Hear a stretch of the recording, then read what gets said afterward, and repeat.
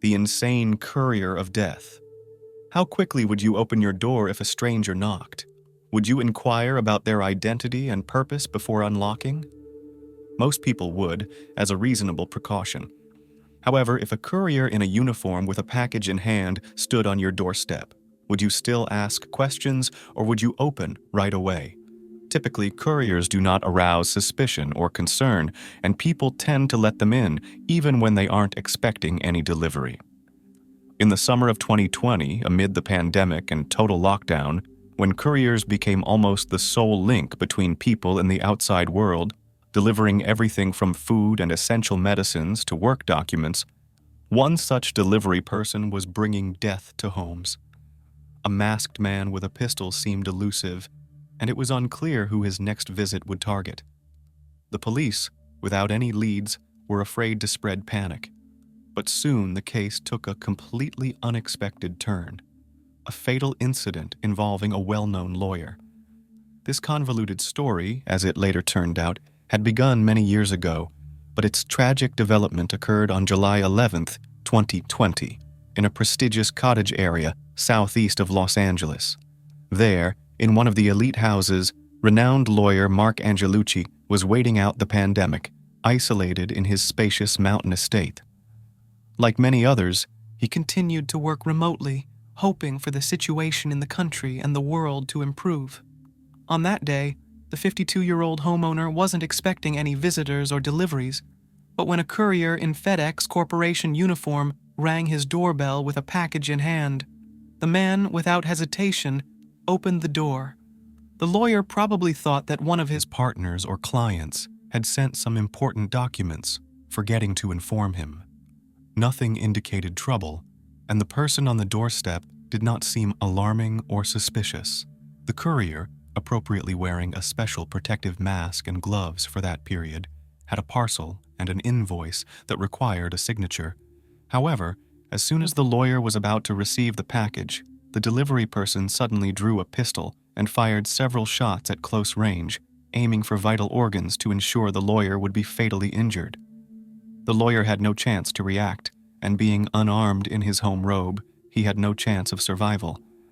After the deed, the courier simply left the scene, leaving the victim bleeding out on the floor. Since the house was in a rather secluded location, none of the neighbors noticed anything unusual, though sounds resembling shots did prompt them to call emergency services and report the disturbing incident. No leads at all.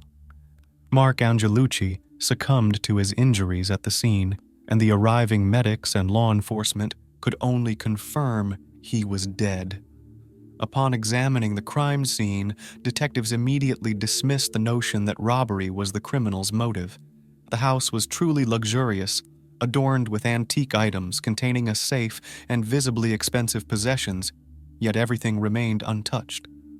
In the lawyer's home office lay a mass of important documents concerning various cases, but these too did not interest the perpetrator. Everything in the house was left undisturbed, nothing was searched or moved, and the criminal did not even cross the threshold of the home. Thus, from the very beginning, the main objective was clearly to eliminate the homeowner. The criminal was caught on several outdoor surveillance cameras, but as he was wearing a company cap from FedEx and a medical mask, it was virtually impossible to discern any distinctive features. All that could be determined was that he was a white male, of average height and slender build.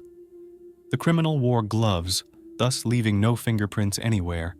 Essentially, the only evidence consisted of bullets extracted from the deceased's body. The police were baffled, and initially they decided to investigate the people closest to the lawyer, to understand who might wish him harm and who might benefit from his death. The possibility that the crime was related to his professional activities was also not ruled out. Therefore, it was also necessary to examine which cases the lawyer had been handling recently, whether he had any dissatisfied clients, and whether he had conflicts with any colleagues. There was a vast amount of work to be done, and determining a priority direction seemed impossible at the moment, so they decided to start with the relatives and close friends of the lawyer. Rich, successful, and utterly alone. It soon emerged that Mark was profoundly lonely. No, he had quite a few friends, got along well with colleagues and neighbors, but he had no truly close or familial relationships. His parents had long passed away, Angelucci had no siblings, and he never started his own family. In his youth, the man diligently studied, then he tirelessly built a career in legal practice, where he achieved great heights and recognition. But he intentionally decided to sacrifice his personal life, so at 52, he had never been married and had no heirs. Mark was quite attractive, intelligent, eloquent, always dressed expensively and stylishly, lived in a luxurious home, and drove a luxury car. He was rich and successful, and wherever this man appeared, he literally drew the attention of women, but he did not engage in romances or intrigues, and in principle, always kept his personal life hidden from everyone. This led to many rumors about his orientation, but the lawyer himself never confirmed nor denied them. In his list of contacts, they found a woman named Cassie J., with whom the deceased was very close. Their relationship was not romantic, but rather akin to brotherly sisterly love. She was a journalist and had met the lawyer many years ago while preparing a report on a high-profile case he was handling. The man willingly agreed to help her. They quickly found common ground, got along well, and continued to communicate after their joint work ended. For Cassie, the news of the death of her close friend was a real shock. She described Mark as sincere, kind, and responsive, with an easygoing and cheerful nature, who was involved in charity and always responded to others' troubles. According to her, he had no enemies, at least she was unaware of their existence. But in recent years, he had been among the top lawyers in California and had not lost a single case, so he undoubtedly made some adversaries whom he might not even suspect: the anti-feminist and men's rights advocate. During the investigation, a rather intriguing detail emerged. It was discovered that the lawyer held anti-feminist views, but also supported traditional notions of men and women in family and society without harboring any animosity towards women. He opposed discrimination against men in matters such as child custody, which almost always tend to favor women. Angelucci was a fighter for justice, not male supremacy. He took on some complex cases completely free of charge, helping those who found themselves in trouble. The lawyer noted that with the rise of feminist organization activity, men were almost always presumed guilty from the start in any conflict and doomed to defeat, with no chance to prove their innocence. Over the years, Mark became an activist for men's rights, although in fact, he simply sought to equalize rights for all people, ensuring that everyone could expect a fair judicial resolution in conflict situations regardless of gender. Given this, it was not possible to exclude the likelihood that radically minded representatives of feminist organizations could have been involved in the lawyer's demise, as the deceased had no family or close people, and there were no leads or clues in the case. The investigation could have stalled and eventually been archived. In response, Cassie J. decided to take initiative. Using her extensive connections in the media, the journalist brought widespread attention to the case, prompting law enforcement to conduct a more thorough investigation. Detectives carefully reviewed the case files that the lawyer had been handling recently, hoping to find any hints. The task was daunting, but before they could find anything, the courier criminal struck again. Collateral victims, or was the entire family targeted? On July 19, 2020, just a week after the first crime, on the other side of the country in New Jersey, an armed courier paid a visit to the luxurious home of a state federal judge. That day, none of the family members were expecting any deliveries or packages, and they were all self-isolating. Both parents, being lawyers, continued to work remotely, and their college student son was on holiday.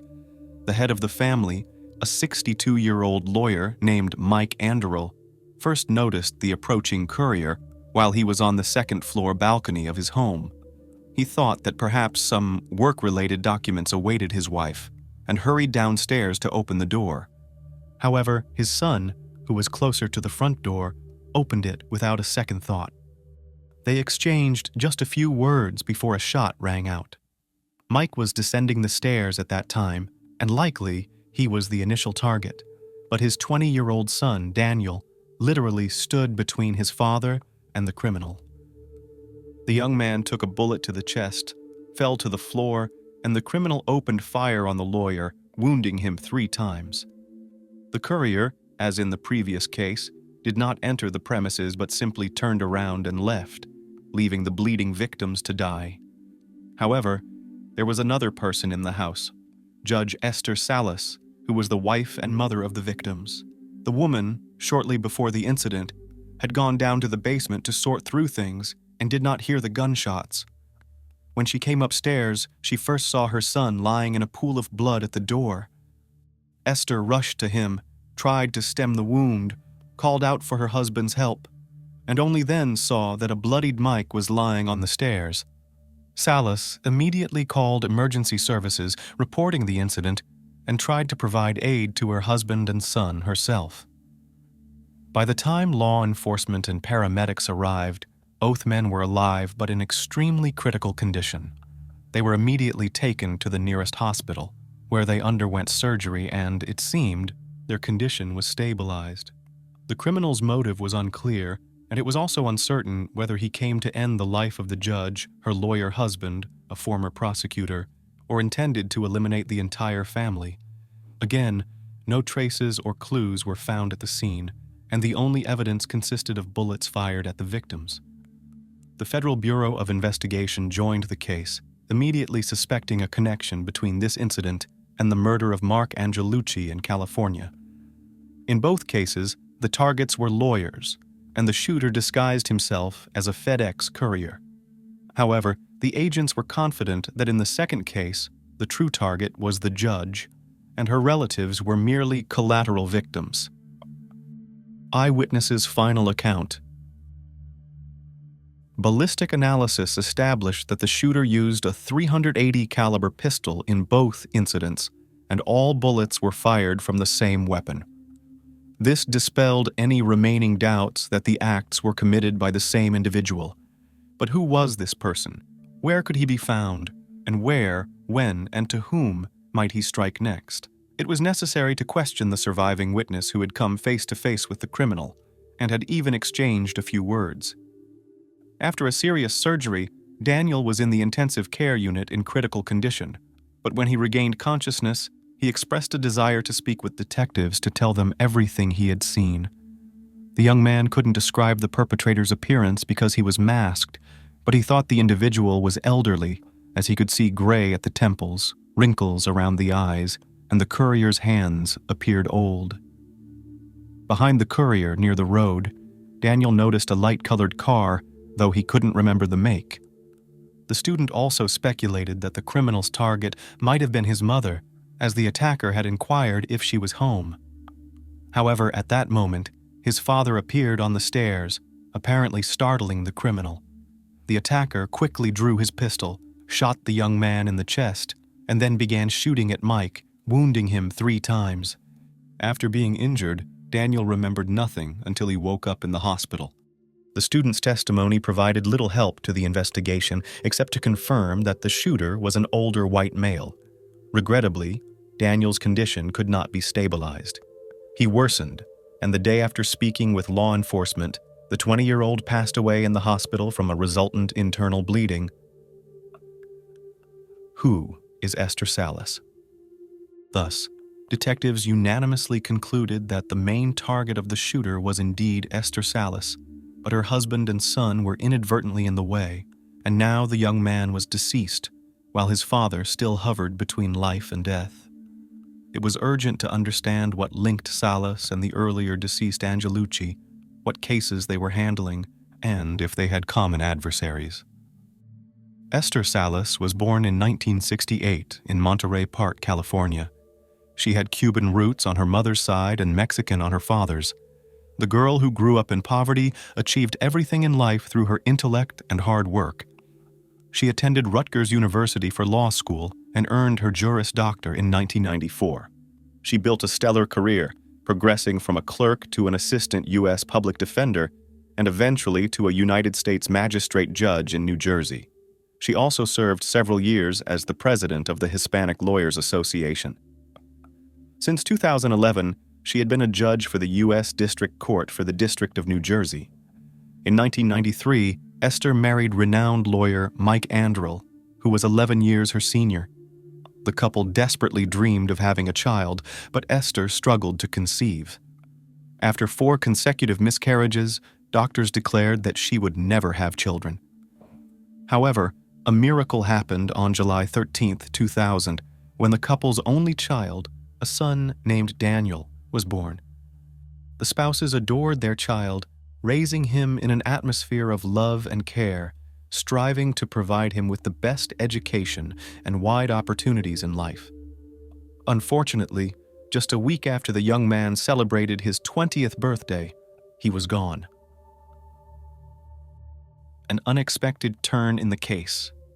News about a courier criminal operating across the country went viral on the internet, spreading rapidly and sowing panic among the population. With no precise information available about the investigation, wild rumors about the case began to emerge. People simply feared opening their doors to couriers, even though during the pandemic, they were often the bearers of necessities. Several days later, on a deserted dead-end road near Rockland in northern New York, an abandoned beige sedan was found. Nearby lay the body of a man with a gunshot wound to the head. Documents found in the car quickly helped identify the deceased as 72-year-old Roy Den Hollander, a once successful lawyer. Near the body lay a pistol, and the scene resembled a self-deprivation of life, as there were no signs of struggle or the presence of third parties. These assumptions were soon confirmed, as the murder weapon bore only the victim's fingerprints. However, the weapon itself drew significant interest from investigators. It was a .380 caliber pistol, identical to the one used to end the lives of Mark Angelucci and Daniel Anderl. Ballistic analysis soon confirmed that all 3 men were deprived of life by bullets fired from this pistol. Yet, it remained unclear what motivated the shooter to end the lives of 2 men, injure another, and then fire a bullet into his own head. A search of Hollander's home indicated that he had meticulously planned the attacks in advance. His diary contained addresses of the victims and notes on the dates of the attacks. Detectives, however, could not understand the criminal's motive. However, when they found memoirs on his laptop, which Roy had been working on for years, it became clear that he was a mentally unstable individual, embittered and angry at the world, who despised everyone from his own mother and ex-wife to his neighbors, colleagues, and clients. It was only a matter of time before he would take up arms and begin to end lives. Who was Roy Den Hollander? Roy Den Hollander was born on September 26, 1947, in Midland Park, New Jersey. He had an older fraternal twin brother who died under mysterious circumstances in childhood. Roy blamed his mother for this his entire life, a sentiment he openly discussed in his memoirs, along with his hatred for his parents. He graduated from high school in 1965, then attended the prestigious George Washington University Law School, and later earned an MBA from Columbia Business School. He worked as a lawyer at several renowned firms, and in the late 1990s, he moved to Russia, where he lived for several years, working as a lawyer and private detective at Kroll Associates, a consulting firm specializing in financial issues and risk. Hollander earned significant money, which he immediately spent in various elite entertainment venues on young, beautiful women, who were his main weakness.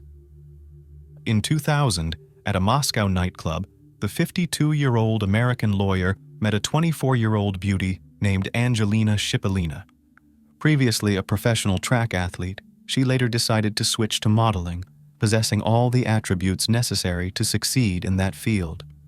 The aspiring model quickly realized that the older American was utterly infatuated with her and decided to use him for her purposes. She swiftly swept him off his feet and gently nudged him towards marriage. After moving to the United States and obtaining a marriage visa, she soon filed for divorce. Now, Angelina could legally stay in the country and pursue her modeling career. For the lawyer, this turn of events was a huge blow. He realized that the beauty had merely used him to achieve her own goals, playing with his emotions. He came to despise all women, a sentiment he eloquently expressed in his memoirs. He referred to his former wife as a venal woman, willing to do anything for money, and also accused her of connections with the Russian mafia. Fundamental stance and puzzling motives for the crimes. Following his tumultuous divorce from Cipollina, Roy became a self-proclaimed anti-feminist and an active advocate for men's rights. However, his behavior grew increasingly eccentric and flamboyant. Unlike Angelucci, who provided free assistance to men affected by domestic abuse and handled custody issues during divorces, Hollander became notorious for his frivolous and unsuccessful lawsuits. For instance, he objected to ladies' night promotions in bars and nightclubs where women are offered free admission and complimentary drinks. Yet, it remained unclear why Roy chose his victims and sought to deprive them of life. The situation with Angelucci was particularly puzzling since they were effectively colleagues, both fighting for men's rights. The answer to this question was soon found in the criminal's memoirs. It turned out that Roy saw Mark as a rival and was extremely jealous of him because Mark was far more successful in his career, commanded widespread respect, and held considerable influence, whereas Hollander had been mostly ridiculed for his antics and bizarre lawsuits over the last decade. Furthermore, both lawyers were members of the same men's rights community, making Roy appear even more outlandish and unsuccessful by contrast. About a year before these tragic events, he was expelled from the community for aggressive and inappropriate behavior. Roy's personal life and career spiraled downward after his divorce from the Russian model. He fell into depression, developed problems with alcohol and anger management, and started losing most of the cases he took on. Esther Salas, as a judge, presided over several cases Hollander had handled at different times, consistently ruling against him, which led him to long-list her as one of his sworn enemies. However, neither Salas, Angelucci, nor any of their colleagues considered Roy to be dangerous. But in 2018, when he was diagnosed with cancer, the lawyer likely felt he had nothing left to lose and began devising a plan for revenge and the elimination of his enemies. The long list of revenge. Hollander never made explicit threats, so it was difficult to determine whom he considered his enemies. However, in his memoirs and notebooks, a lengthy list of names was found with whom the lawyer apparently planned to settle scores. This list included not only judges and fellow lawyers, but also the doctors who treated him, whom he accused of incompetence and intentionally treating him poorly, allowing his disease to progress. Detectives checked all the other individuals on the list and, ensuring they were alive, warned them of potential danger, as it was unclear whether the criminal had acted alone or had accomplices. It also remained unclear why Roy stopped and unexpectedly settled accounts with life. There was speculation that this was due to the deteriorating state of his health. Hollander's memoirs contained over 2,000 pages. Also, about a dozen notebooks and diaries were found among his personal belongings, which needed to be meticulously examined. This process took several weeks, but ultimately established that the criminal acted alone and had no accomplices, meaning that everyone else on the list was safe following Roy's death. Mark Anderl's Law. After the attack, Mark Anderl spent over half a year in the hospital undergoing a challenging rehabilitation process due to 3 gunshot wounds. His wife, Esther Salas, remained in a prolonged state of depression due to the loss of their only son. However, in February 2021, she agreed to give an extensive interview for the television news magazine 60 Minutes, where she spoke publicly for the first time about the horrific events and the tragedy that struck their family. Simultaneously, the judge began working on legislative changes in New Jersey. A new law, adopted in December 2021, was named after her late son, Daniel. The new amendments introduced a prohibition on the public disclosure of judges' addresses and other contact information, ensuring the safety and privacy of public officials and their family members. On September 27, 2020, a man called emergency services around 6 p.m. Lamantine County dispatchers recorded the call in which the man said a neighbor woman ran up to his house screaming for help. She claimed she was fleeing from her husband who had just attacked her in the house. The woman was crying continuously, but she did not look like a victim at all because she was holding a gun. Police officers who arrived on the scene found the husband's attacker alive in the bedroom with 2 gunshot wounds. One was to the leg and the other to the chest. The bullet also grazed the right arm. 2 more bullets were found in the wall, as well as 4 shell casings from a .45 caliber pistol were near the injured man. The victim was taken to a local hospital where he died of his injuries an hour later. Police officers thoroughly examined the scene of the tragedy and interviewed the woman, but she did not make contact with law enforcement. She was not arrested that night, and detectives began investigating her claim of self-defense.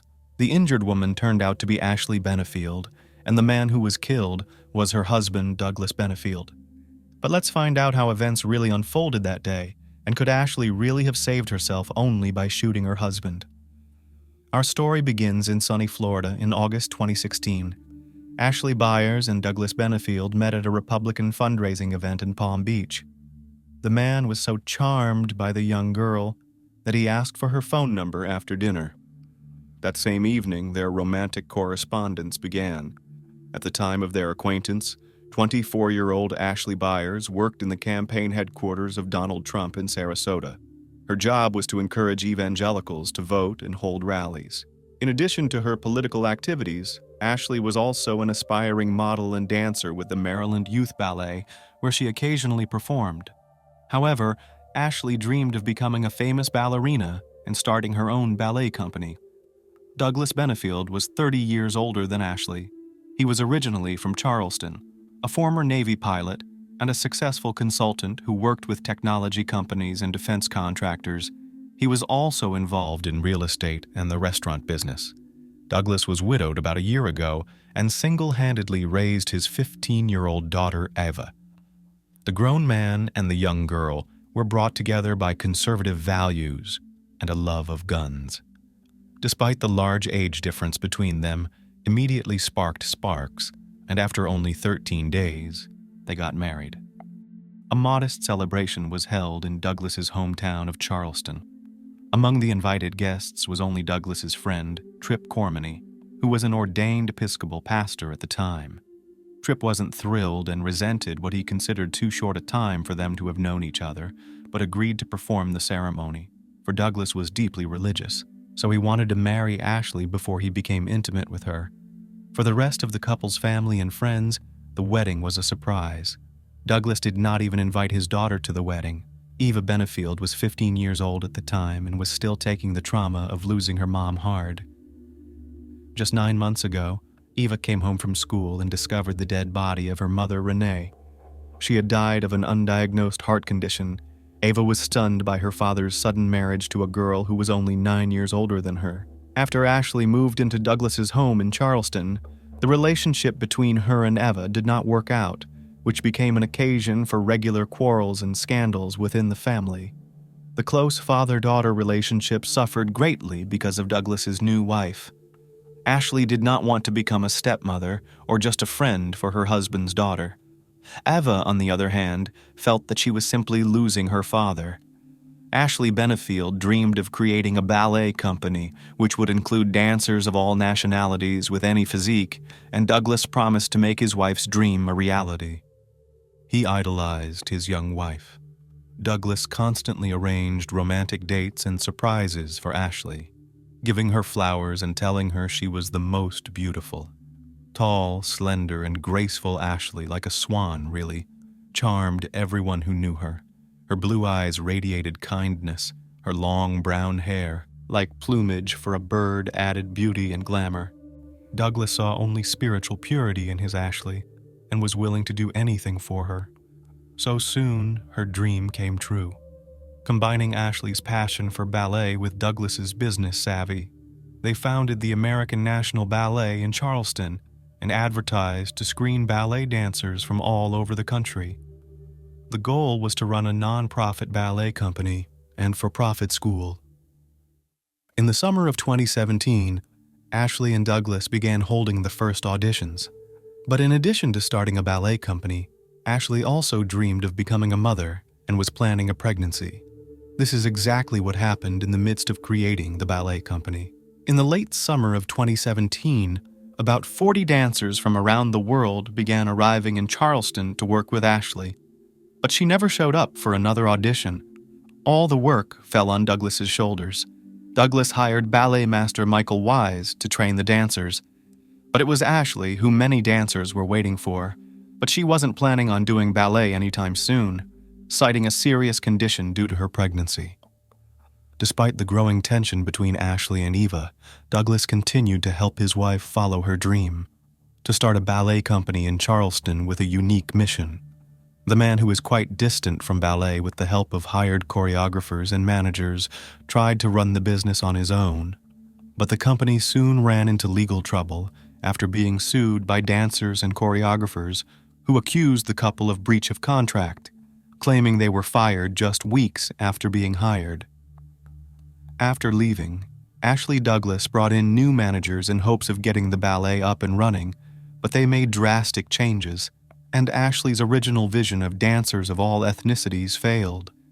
Douglas was so preoccupied with the ballet that he didn't notice how tensions between Ashley and Eva continued to mount. One day after Douglas and Ashley argued over Eva, he lost his temper and fired a gun into the ceiling of their home. Those who knew him said it was uncharacteristic of the calm and non-confrontational Douglas.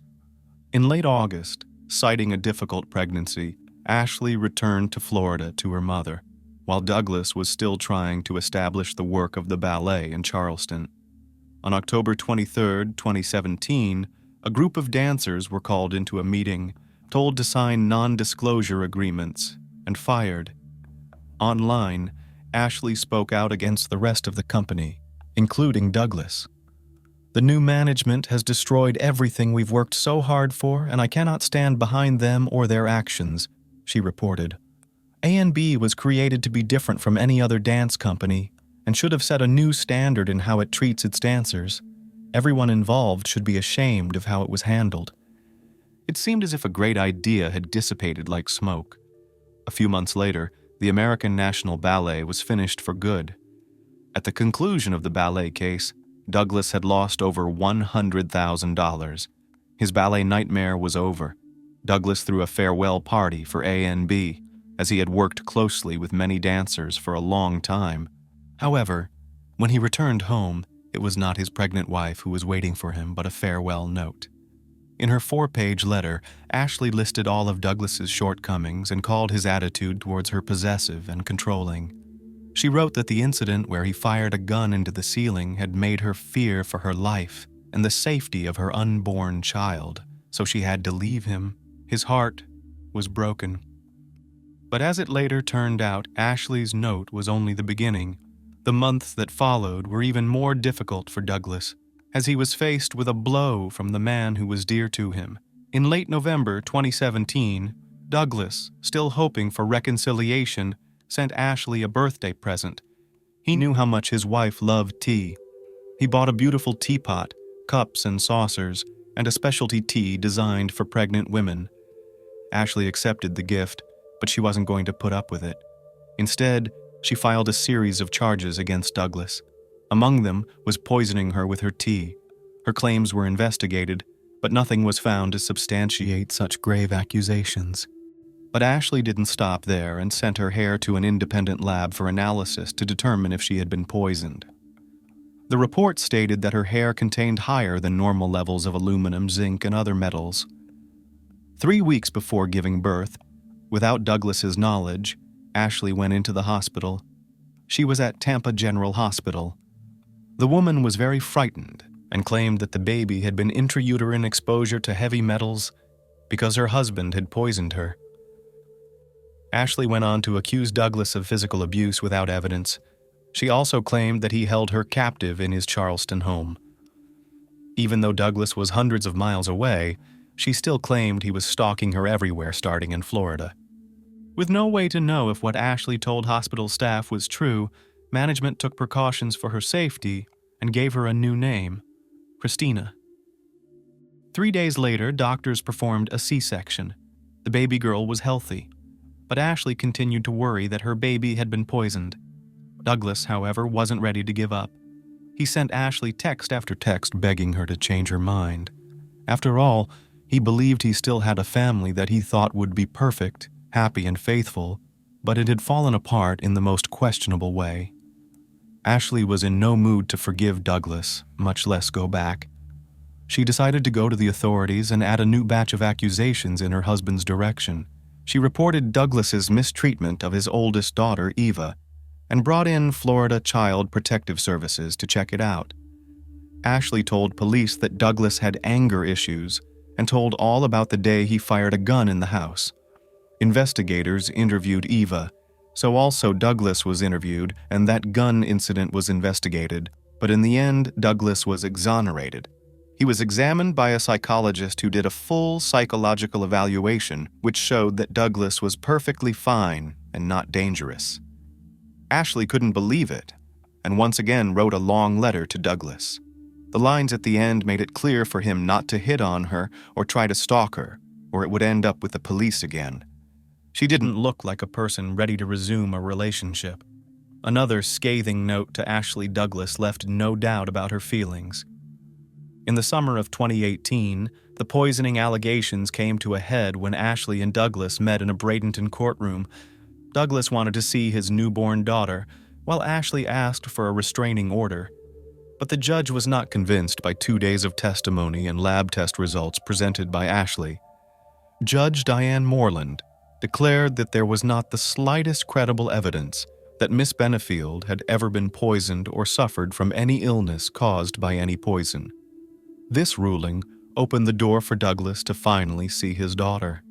A few days later, he and Ashley met outside the sheriff's office so the father could see the child. To the surprise of those around them, Ashley was suddenly very cooperative. She then immediately went straight to Douglas, handed the baby over very cordially. She even offered to spend time with the three of them. For most of the next year, Douglas, Ashley, and their daughter seemed happy. Douglas even moved into a neighboring apartment in Florida, so he wouldn't disturb Ashley's peace and still be close to them. But in August 2019, when he met Ashley to pick up his daughter, was stunned to see an engagement ring on his wife's finger. He hired a private investigator to find out what was going on.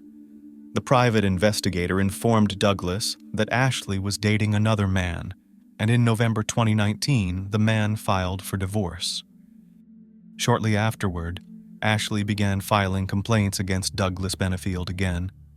Ashley accused him of indecent behavior towards his young daughter. She accused him of a number of terrible things. Douglas adamantly denied harming his daughter, and authorities accepted the lack of evidence. Then, in March 2020, Douglas wrote an email to the sheriff's office accusing Ashley of having a split personality. But a few months later, Douglas did what seemed unthinkable. In a dizzying move, he announced that he and Ashley were going to try to be a family again and were moving to Maryland. Friends held their breath, but hoped for the sake of their young daughter that her parents' miraculous reunion was about to happen. On September 27, 2020, Douglas Benefield was preparing to start a new life. He was moving with Ashley, their young daughter, and Ashley's mother, Alicia, from Florida to Maryland. So let's pretend it's Sunday night. The time is about 5:30 in the evening. Ashley meets Douglas to start packing for the move. Douglas and Ashley are at Alicia's house, happily packing. Alicia decides to take a walk with the baby to a nearby park. Ashley is left alone with Douglas. They talk, but suddenly Ashley announces that they are moving without him. Douglas was angry. He yelled that they would move in together as a family and start a new life. The man began moving filled boxes in a rage. Ashley Benefield tried to leave the house, but Douglas allegedly grabbed her left arm, yanked her back, and asked where she was going. He threatened her with his index finger like a naughty child with the words, "You can't leave me." But for Ashley, it was enough to make her fear for her life once again. Ashley Benefield ran into her bedroom and grabbed the gun she legally owned. She pointed the gun at Douglas and ordered him to leave her alone and leave the house. Douglas did not stop and continued walking toward Ashley, hoping to calm her down. As he continued toward her, she began shooting. Ashley saw Douglas fall, and his legs lifted into the air as his feet slipped out from under him, and he suddenly collapsed. The woman ran to the neighbor's house screaming for help. 2 neighbors on a dog walk saw her running outside with a gun, crying and screaming. However, only Ashley knows exactly what really happened that night in the house, but she has not made any statements. 5 weeks after the shooting, Ashley was arrested and charged with second-degree murder. She pleaded not guilty. She was released on bail after spending about 2 weeks in jail. Ashley began cooperating with authorities on November 4, 2020. At that time, she was formally arrested and charged with second-degree murder. She is currently being held without bail pending a future court date.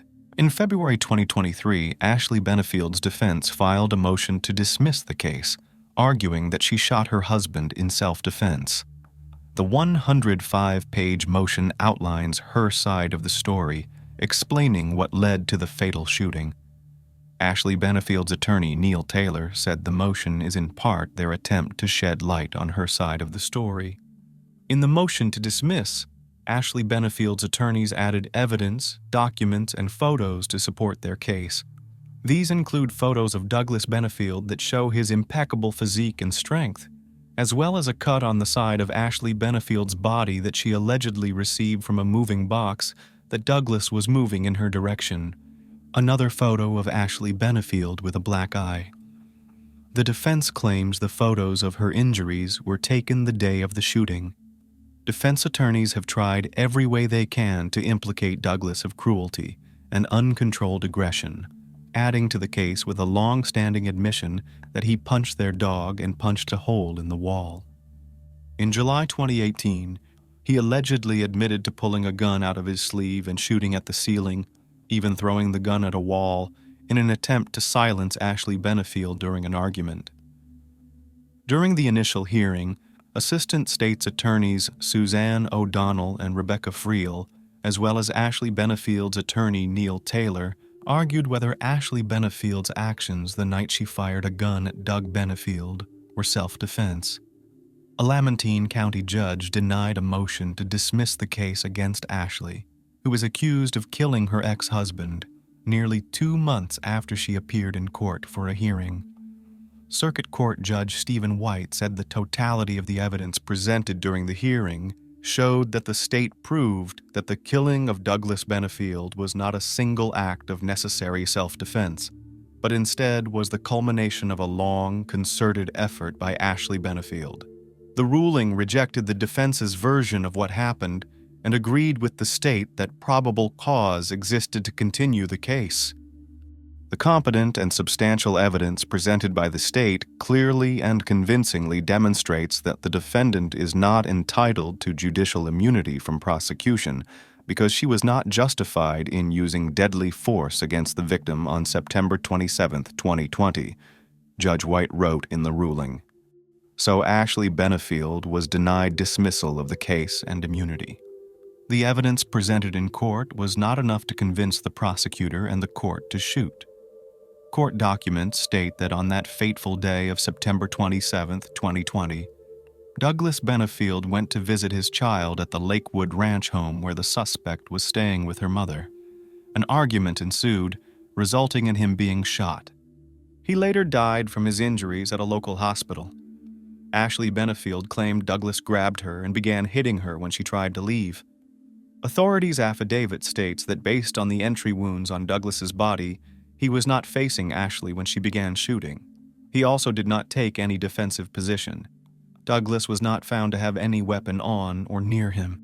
But as detectives investigated, Ashley's claim of self-defense became problematic.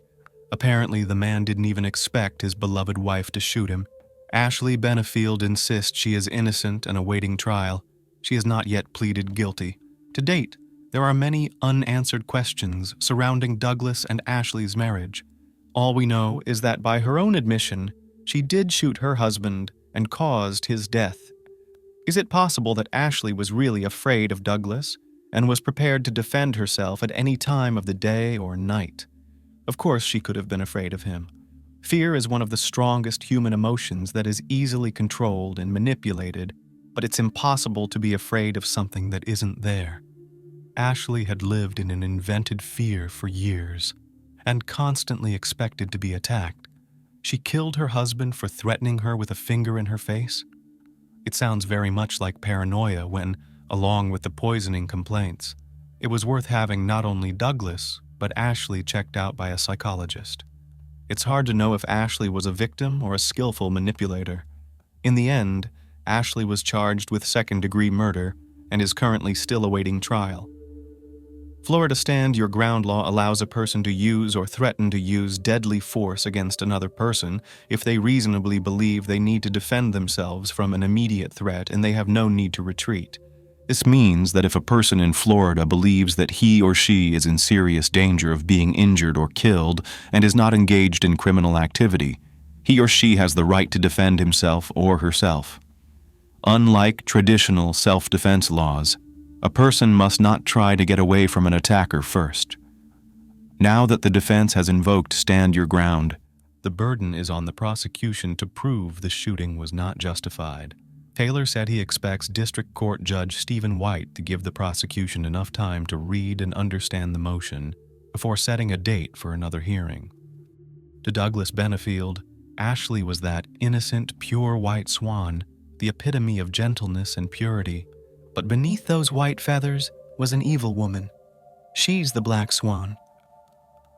A horrifying tale of a woman's revenge.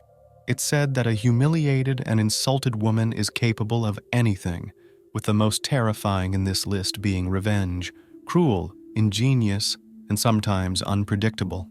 Much in this regard depends on the lady's level of sanity, but one must not overlook the depth of her hurt. This destructive emotion can be carefully hidden within a woman for years, but if it erupts, it will sweep away everything in its path. The story of the Bobbitt spouses in the early 90s shook the world, and their surname became a byword, spawning the verb to bobbit, which means to cut or to chop.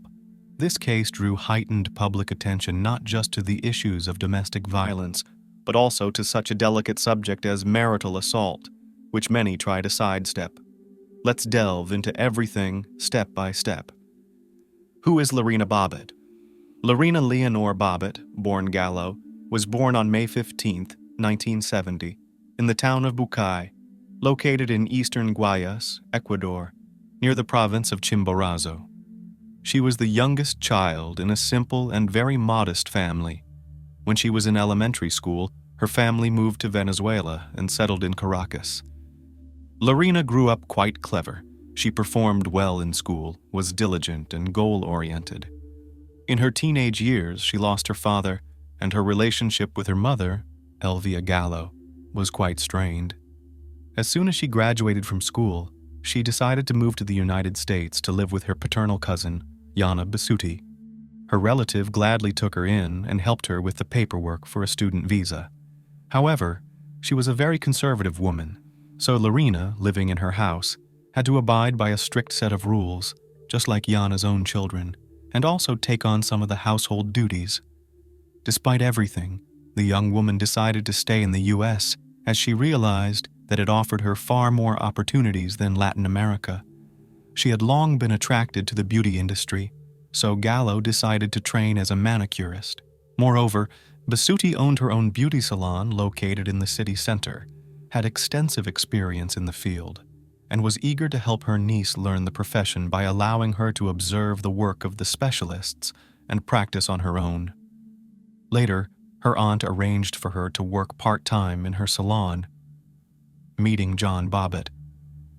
About 8 months after she moved to the new country, the young woman had settled in, enrolled in college, and was working as a manicurist in her relative's salon while gradually saving money. In September 1988, Lorena was preparing to go to a party with several of her friends. Her aunt gave her strict instructions on how to behave and what time she needed to be home, and she promised that everything would be fine. The modest young beauty was nervous, as it was her first time preparing to go to a nightlife establishment so late at night. She chose a relatively modest outfit, unlike her friends, applied makeup, and styled her hair fashionably. Upon arriving at the nightclub, she was struck by the carefree and festive atmosphere inside. The venue was filled with young people dancing, having fun and socializing, and Lorena couldn't help but think that such a place might be where she could meet the man of her dreams. This thought proved to be prophetic. A few minutes later, she noticed a very attractive young man intently looking at her and smiling. He waved at her, and she waved back. Then the young man approached her and introduced himself. He was John Bobbitt, and he could not take his eyes off the young beauty with the quite exotic appearance. The guy was handsome, tall, and charismatic. He cracked jokes and skillfully paid compliments, so she couldn't resist his charm. They spent the evening dancing and chatting, and afterwards, the new acquaintance walked Lorena to her aunt's home. As they said goodbye, he asked for her home phone number and promised to call soon. Who is John Bobbitt? John Wayne Bobbitt was born on March 24, 1967, in Buffalo, in the northwestern part of New York State. He was the youngest of 3 children in his family. At the age of 3, the boy lost his father, who tragically died, and his mother, unable to cope with the shock, ended up in a psychiatric clinic after a serious nervous breakdown. All 3 children were taken into the care of their religious aunt and uncle, who wanted to help their relatives in this difficult situation. The boy was still very young at the time, but the events that occurred undoubtedly left a mark on his life. The aunt and uncle raised the children with strictness, in accordance with religious canons. They all attended church every Sunday and engaged in charity work, trying to help those around them. John was not an outstanding student, but overall, he did fairly well in school. As a teenager, he decided to pursue a future in military service. After undergoing the necessary training and special preparation at a military academy, the young man joined the ranks of the Marines, where he proved himself as a brave, disciplined, and determined young man. However, after a few years, the strict regime and the need to obey in the army began to weigh on him. After leaving the service, with some military experience and skills, he was hired as a security guard at one of the city's popular establishments. But he later changed jobs frequently, not staying long at any. A whirlwind romance and a modest wedding. The day after they met, John, as promised, called Lorena to ask her out on a date. The young couple simply walked through the park, engaging in easy conversation about various topics, and John made it clear that he wanted to continue their relationship. Lorena was not opposed to this, but according to the rules set by her aunt, she had to introduce her boyfriend to her before they could start a serious relationship. John accepted all the conditions, and on the appointed day, he came to dinner at the home of his beloved's relative. Bobbitt was very sweet, courteous, and considerate, yet he made an effort to appear serious. He managed to make a good impression on the strict Yana, and after a serious one-on-one conversation with the young man, the woman allowed her niece to continue seeing John. 6 months after the start of their romantic relationship, the suitor proposed to Lorena, and she accepted. She was overjoyed, having always dreamed of a family, children, and a home of her own. The couple began preparing for the most important event of their lives, and in June 1989, shortly after Gallo turned 19, they made their union official. The wedding celebration was quite modest, as the young couple did not have the money for a lavish ceremony, and they chose to spend their savings on a honeymoon by the warm ocean coast.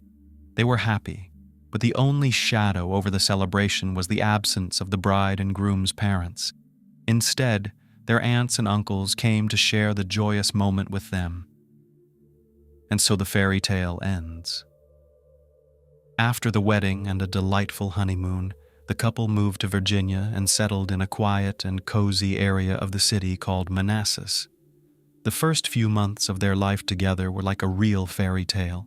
They enjoyed each other's company, showing mutual tenderness, care, and love. But as the new year of 1990 approached, the situation began to change for the worse.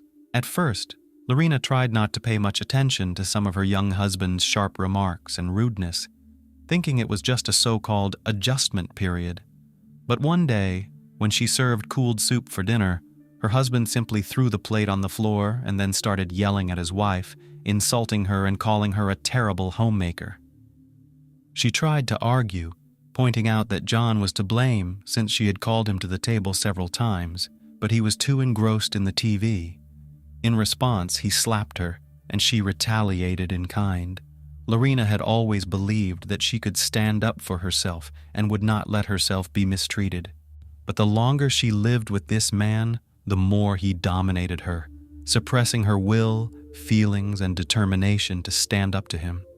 John established his own rules in their home, and he treated his wife as nothing more than an object, constantly criticizing her, physically abusing her, and coercing intimacy, even when she was unwilling.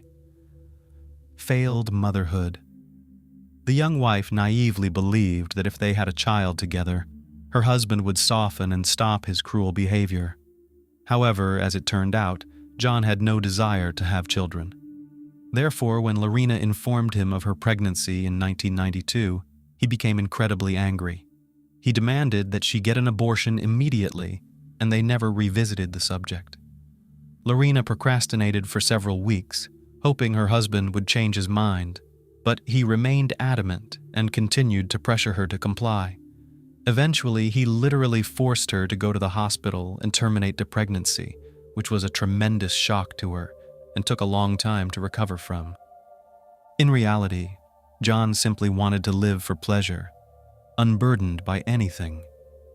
He did not have a steady job, making ends meet by working as a bouncer in entertainment venues, and if he needed money, he would unashamedly take it from his wife, who worked as a manicurist and highly sought-after makeup artist in a beauty salon.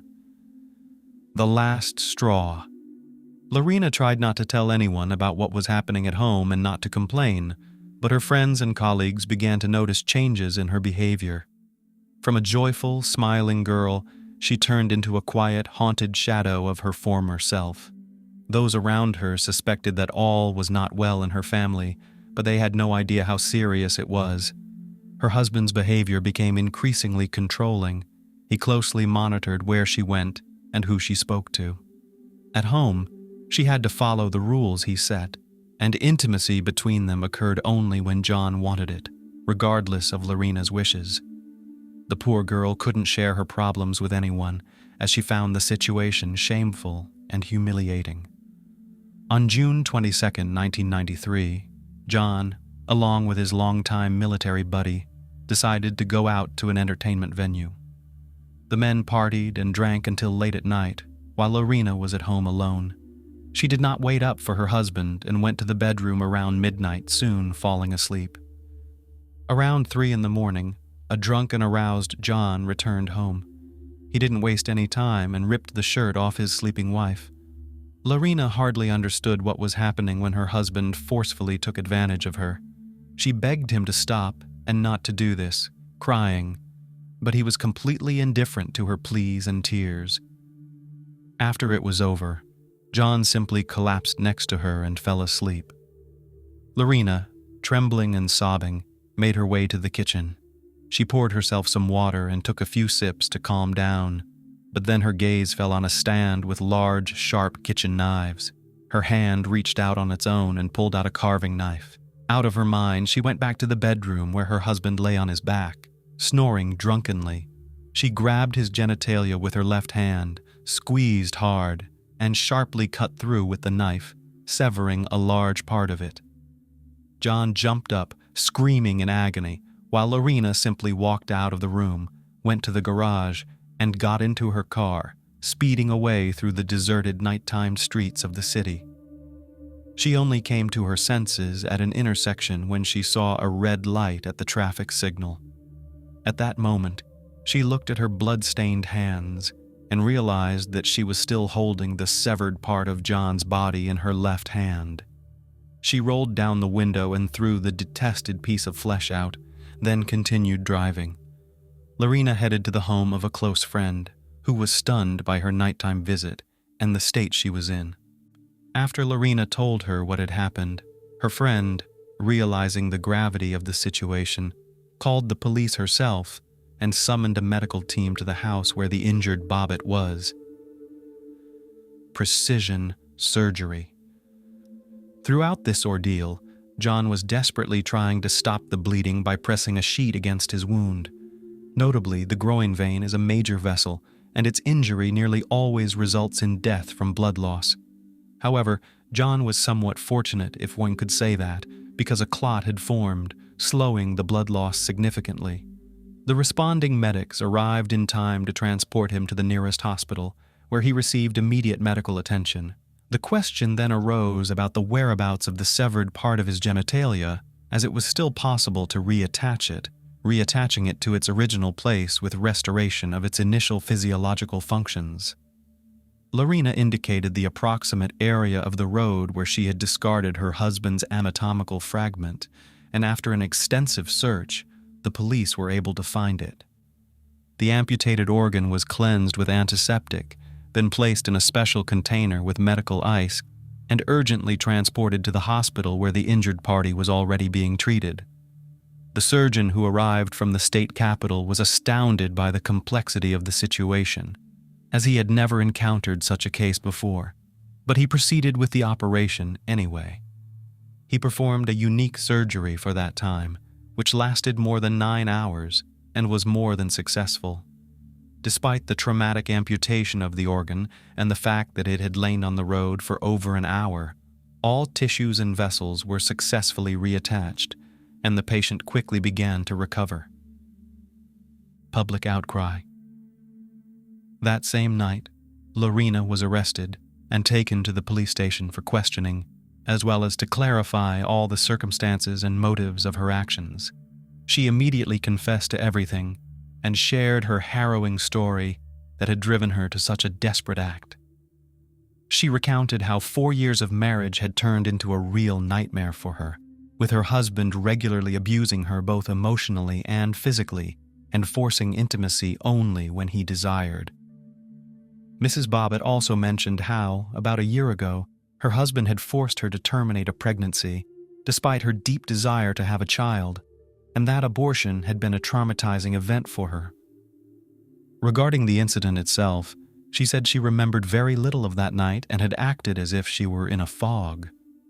Lorena recounted how her husband had come home drunk and simply taken advantage of her, and although she tried to resist, he ignored her.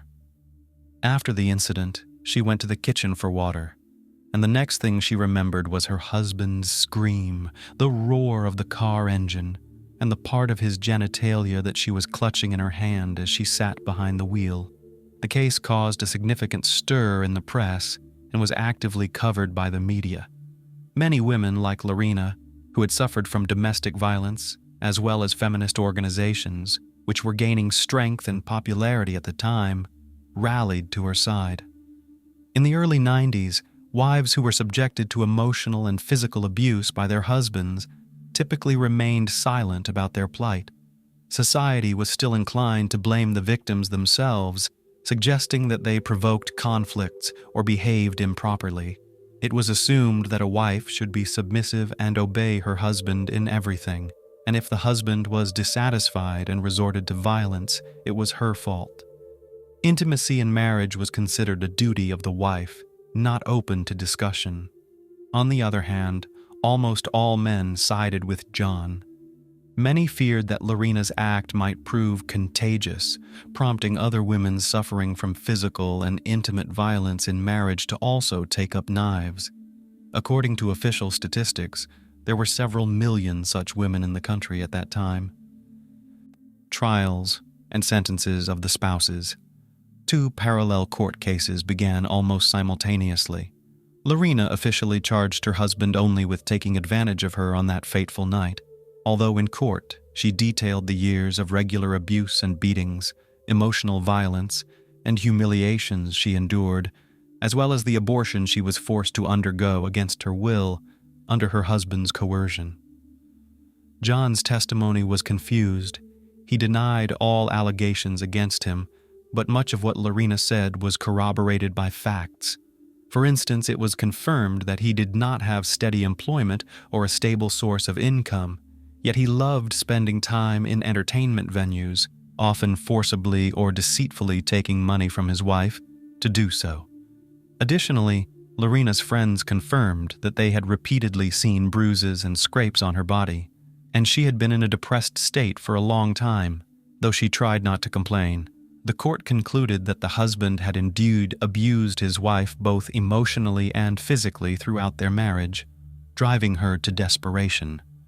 However, regarding the charge of intimate violence that occurred on the night of June 23, 1993, there was not enough evidence, and thus John was acquitted. He presented several versions of what happened that evening, and the jury, composed of 9 women and 3 men, found him not guilty in the fall of that year. Lorena's trial began in September 1993. She was charged with inflicting severe bodily harm on her spouse. Her lawyers argued that she acted while suffering from PTSD, post-traumatic stress disorder, caused by the ongoing emotional and physical abuse from her husband. A psychiatric evaluation was ordered, which confirmed that she acted in a state of distress, unaware of her actions, and therefore could not be held responsible for what she had done. In early January of the following year, after nearly 8 hours of deliberation, the jury decided that Lorena could not be held criminally responsible for her actions, as she was in a state of insanity at the time of the offense. However, she was required to undergo a 6-week treatment program at a specialized clinic, after which she was able to return to her previous life. The spouses officially divorced only in 1995, after which Lorena reverted to her maiden name. What became of John later? John remained indignant for a long time that his wife faced no punishment for her actions. He decided to fully capitalize on his sudden notoriety, aiming to extract as much money as possible from such scandalous fame.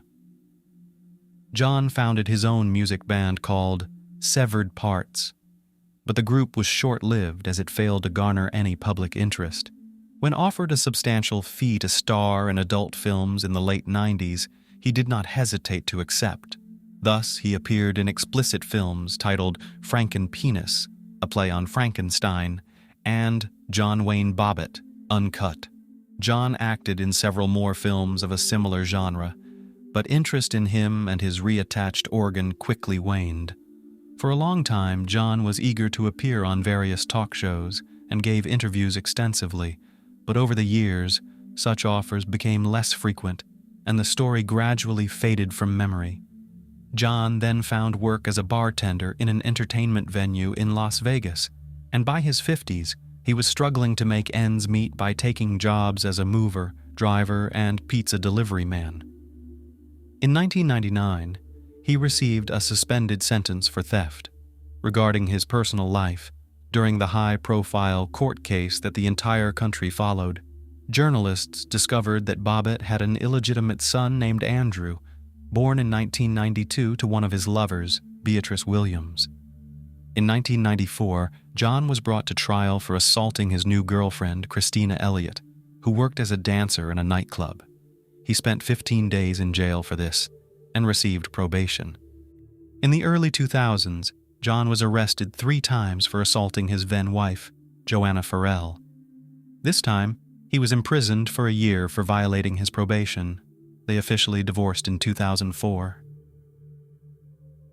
What happened to Lorena?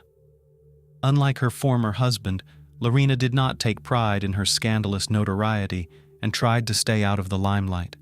In 1996, she decided to return to her native Ecuador, where her mother, Elvia, was living at the time. However, just 6 months later, Lorena made the news again when her mother accused her of assault. The conflict was resolved without going to court, and the women continued to live together. A year later, Lorena returned to the USA, where she opened her own small beauty salon in Washington. In 2007, she founded a foundation called Lorena's Red Wagon, which focused on helping women who had suffered from domestic violence. Soon after, Lorena agreed to give an interview for the first time in a long time and appeared on CBS News, The Morning Show, where she discussed her life post-incident. She also appeared on the popular Oprah Winfrey talk show. In the mid-2000s, Lorena remarried. Her new husband was a man named Dave Bellinger, with whom she had a daughter in 2006. She preferred not to recall her marriage to Bobbitt at all, and claimed she did not follow his life after their divorce. A meeting 15 years later. In 2009, nearly 15 years after their sensational legal battles had ended, the former spouses met face-to-face for the first time on the show Insider. John apologized to Lorena for the way he had treated her during their marriage and declared that he still loved her despite everything. Lorena was visibly moved by his words and confirmed that every year on Valentine's Day, her ex-husband still sends her flowers and cards. The dark mystery of the disappearance is solved 14 years later. Investigating certain crimes can take years or even decades due to a lack of evidence or witnesses. Sometimes investigations are intentionally misled to create confusion or send investigators down the wrong path. Many such cases eventually end up on the shelves of archives as unresolved. However, crimes involving life-ending actions and abuses of various degrees of severity generally have no statute of limitations, and investigations can be reopened at any time when new information surfaces. Cases related to the disappearance of individuals, particularly minors, are often solved on hot tracks. It is believed that the first 3 days are critical when there is a high likelihood of finding the person alive. Thereafter, the chances of a favorable outcome rapidly diminish. The case of the missing German schoolgirl from Berlin, Georgina Kruger, was investigated for over 10 years and was considered one of the most mysterious in the history of German criminology. The girl disappeared during the day on her way home from school, having traveled just a few dozen meters from her home. No evidence, leads, or witnesses were found, and although the investigation was periodically reopened, there was little hope of solving the crime. However, thanks to meticulous work by undercover agents, the criminal was eventually exposed. What is known about Georgina Kruger and her family? Georgina, or simply Gina Kruger, was born on April 11, 1992, in Munich, and was the middle child of 3 in a simple family. She grew up with her older brother Tommy, who was 8 years her senior, and her younger sister Michelle, who was 2.5 years her junior. When Gina turned 11, her parents decided to separate, and her older brother, who was then 19, chose to live with their father. After the divorce, the girls were primarily raised by their mother Vesma and their grandmother on their mother's side. Both girls did well in school, were involved in music and dance, and were creative by nature. The family lived modestly, and while their father maintained contact with his ex-wife and daughters, he was more focused on supporting his elder son, whom he funded through school and supported in various ways. In June 2006, Vesna moved with her mother and daughters to Berlin, where she had been offered a well-paying job. The family settled in the Bobbitt district at house number 8 on Stendal Street. On September 1st, the sisters attended one of the best local schools, which, although located in a different district, was accessible by bus. Vesna was very pleased with her new job and had big plans for the future, but soon the peaceful and measured life of the family was shattered.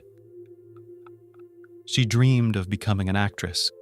From childhood, Gina loved to sing and dance, engaging in these activities seriously and with full dedication. Inspired by Indian films, she dreamed of an acting career and enthusiastically participated in school theater, as well as attending acting and stage speech courses. Teachers working with young Kruger noted that she definitely possessed the necessary talents, and thus predicted her future success and fame. Moreover, the girl had a bright, expressive appearance, a slender feminine figure, and was quite tall for her age. She took meticulous care of herself, keeping up with fashion trends, striving to dress stylishly, and used decorative cosmetics skillfully and intelligently. It's worth noting that Georgina applied makeup as well as professional makeup artists, often doing makeup for her friends and neighbors back in Munich. In Berlin, during the summer holidays, she actively attended various castings, trying to break into the big screen or television. She managed to appear in crowd scenes a few times, but these were very inconspicuous episodes. However, on Friday, September 22nd, 2006, luck finally smiled at her. She auditioned for a guest role in the television series, Turkish for Beginners, and her candidacy was approved. Gina was supposed to receive a call back on Monday, September 25th, to finalize her inclusion in the cast, discuss details, and invite her to sign a contract. The new beauty in town. In her new school, the young beauty caused a real stir from the first day, capturing the attention of all the boys in her class. However, she struggled to get along with the girls as they openly envied her and saw her as a competitor. Her classmates were slow to accept her into their group and communicated with her reluctantly, although Gina was sociable, friendly, and open, avoided conflicts, and tried to interact with all the kids in the class. The teenage girl was indeed very beautiful, danced well, sang, and even received an offer from a modeling agency to try herself as a photo model. She agreed, but unfortunately, she never made it to the planned photo session in early October. Gina dreamed that one day she would make it to Hollywood or Bollywood, where she would act in movies. She imagined herself on the red carpets of prestigious film festivals, among celebrities, dreaming of fame, recognition, film awards, and was ready to work hard on herself to achieve her desires. The schoolgirl almost made it happen, when suddenly she disappeared without a trace, a few miles from home. So the schoolgirl was awaiting confirmation of her role in the TV series, and she had no doubts about it. All weekend, Georgina could think of nothing else but the upcoming call from the studio, which was set to decide her fate. She was excited and inspired, already imagining herself on set and working on her lines.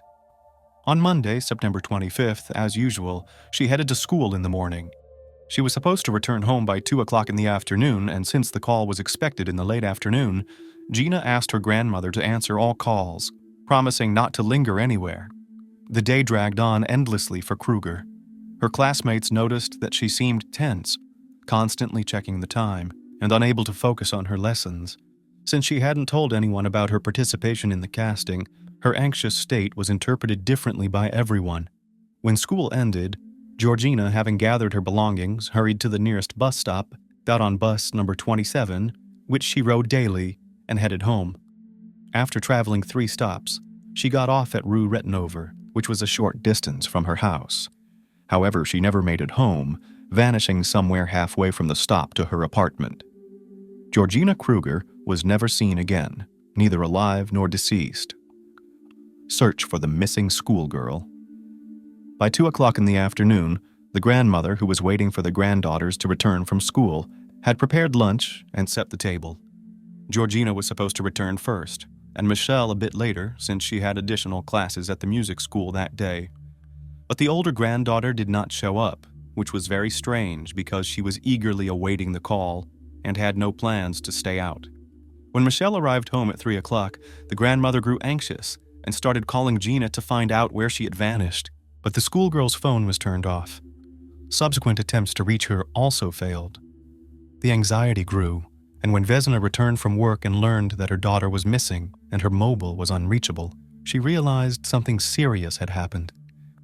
The first thing the mother did was call the school, where she was informed that Kruger had attended all her classes and had left by bus as usual.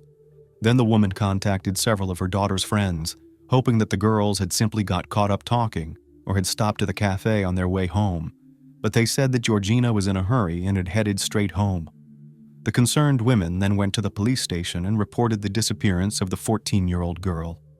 However, the law enforcement initially took a skeptical view, suspecting that the schoolgirl might have gone on a date, visited someone among friends, or had an argument with a classmate and was sulking alone somewhere in a park.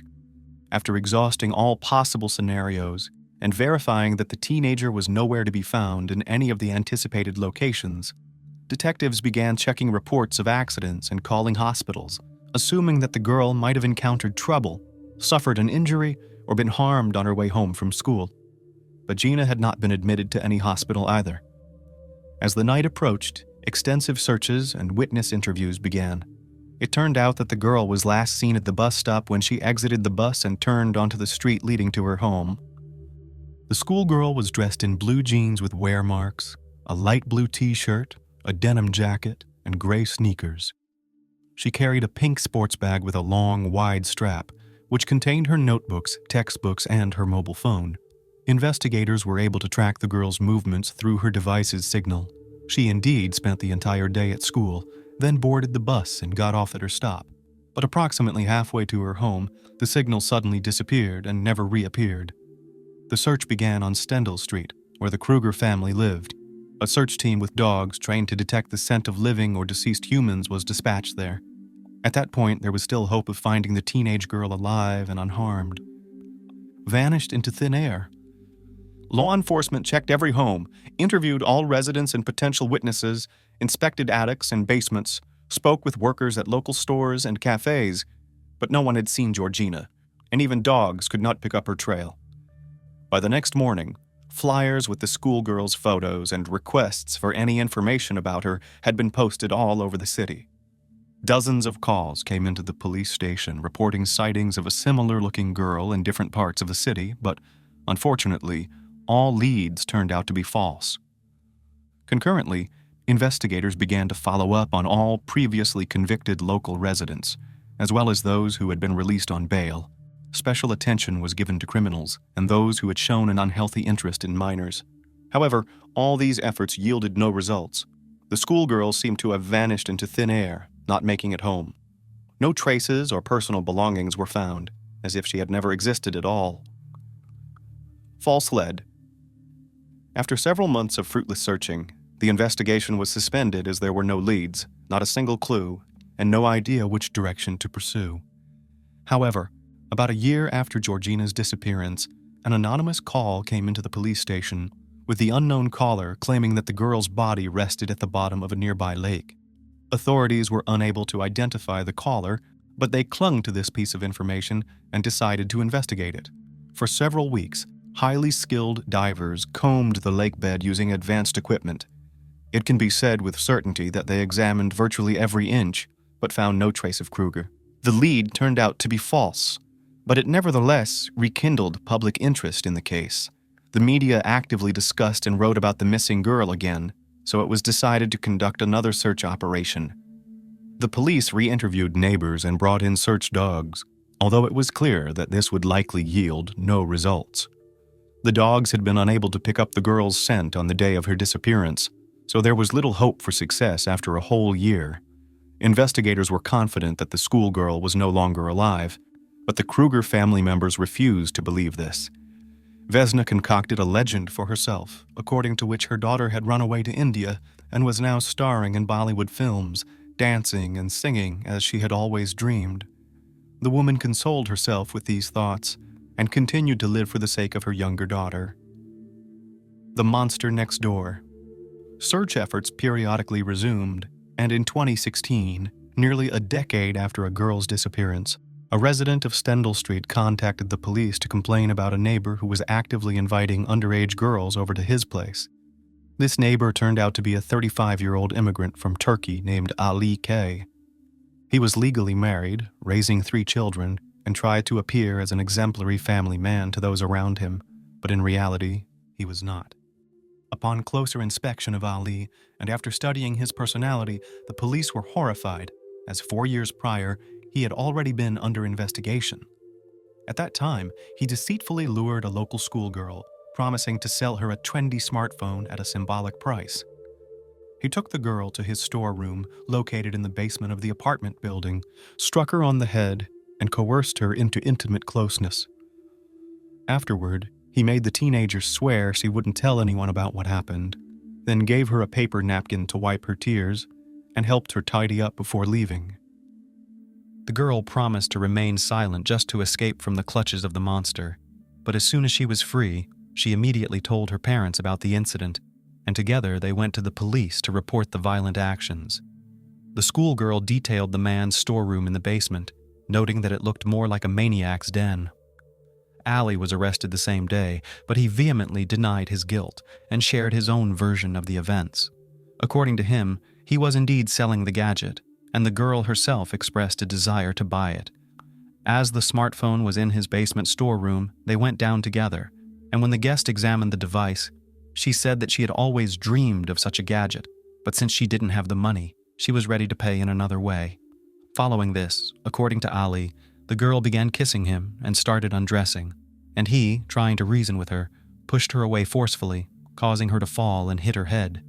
This explained the injury and bruises on her body, but the fact of intimate closeness could not be proven as the man had used a contraceptive, which he later disposed of. Ali's wife, Melik, fully supported her husband, and also began accusing the girl of indecent behavior and attempts to seduce her husband. Ultimately, the man only received a suspended sentence for causing moderate bodily harm. Nonetheless, now as the police took up the investigation of the disappearance of Kruger again, they decided to check him thoroughly once more. Ali K. did not have a permanent job and got by on odd jobs, mainly living on benefits. He loved gambling and often incurred debts, was a regular visitor to the Turkish coffee shop on the ground floor of his building, where he made acquaintances with different people who treated him to food and drinks.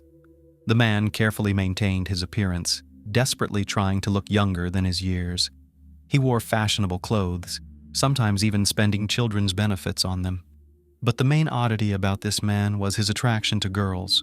He continually tried to meet teenagers, ask them inappropriate questions, and also offered strange and illegal things, for instance, help with buying alcohol or cigarettes.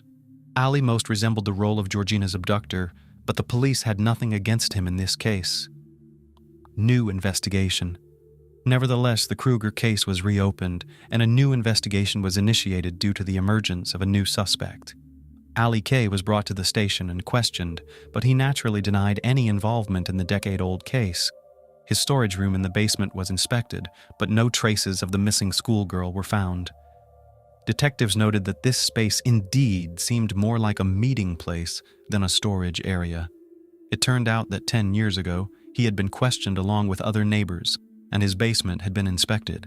But specifically, Ali's storage room had not been checked because, firstly, there was no reason to, and secondly, according to residents, the door always had a lock, so only the owner could access it. Ali himself had been an active participant in the search operation at that time and was one of its most engaged members. Despite the fact that the police had nothing concrete to charge K with, they decided to keep him under surveillance to learn as much as possible about him. Unofficial monitoring was organized, and all his phone calls were intercepted. Soon, this provided initial results, and detectives discovered that the man had significant debts unknown to his wife. He had lost about 10,000 euros in poker and had no idea how to get out of this predicament. The investigation decided to focus on this aspect. Undercover agents. The decision was made to introduce an undercover agent into the suspect's close circle, who was expected to gain his trust, extract the necessary information, and secure an on-record confession. However, everything had to be done slowly and carefully so the suspect wouldn't become suspicious and would feel secure. For this purpose, a special agent codenamed Hakan was prepared and sent in, posing as a successful businessman who had recently moved to the Moabit area to open a car service station. A couple of times he visited the cafe in Ali's building, where he loudly discussed business plans and details with a partner. As they left, the partner mentioned that they needed to find a manager soon, noting that it was a well-paying position and it was important to choose wisely. After these words, the second man left, and Hakan stayed to finish his coffee, when suddenly Ali approached and sat at his table. He took the bait and immediately offered himself for the manager position. A conversation ensued, which quickly turned into a casual chat, and the businessman noted that Ali might fit the role, then mentioned the salary. Ali's eyes lit up at the figure. He began dreaming of paying off his debts and buying the sports car he had always wanted.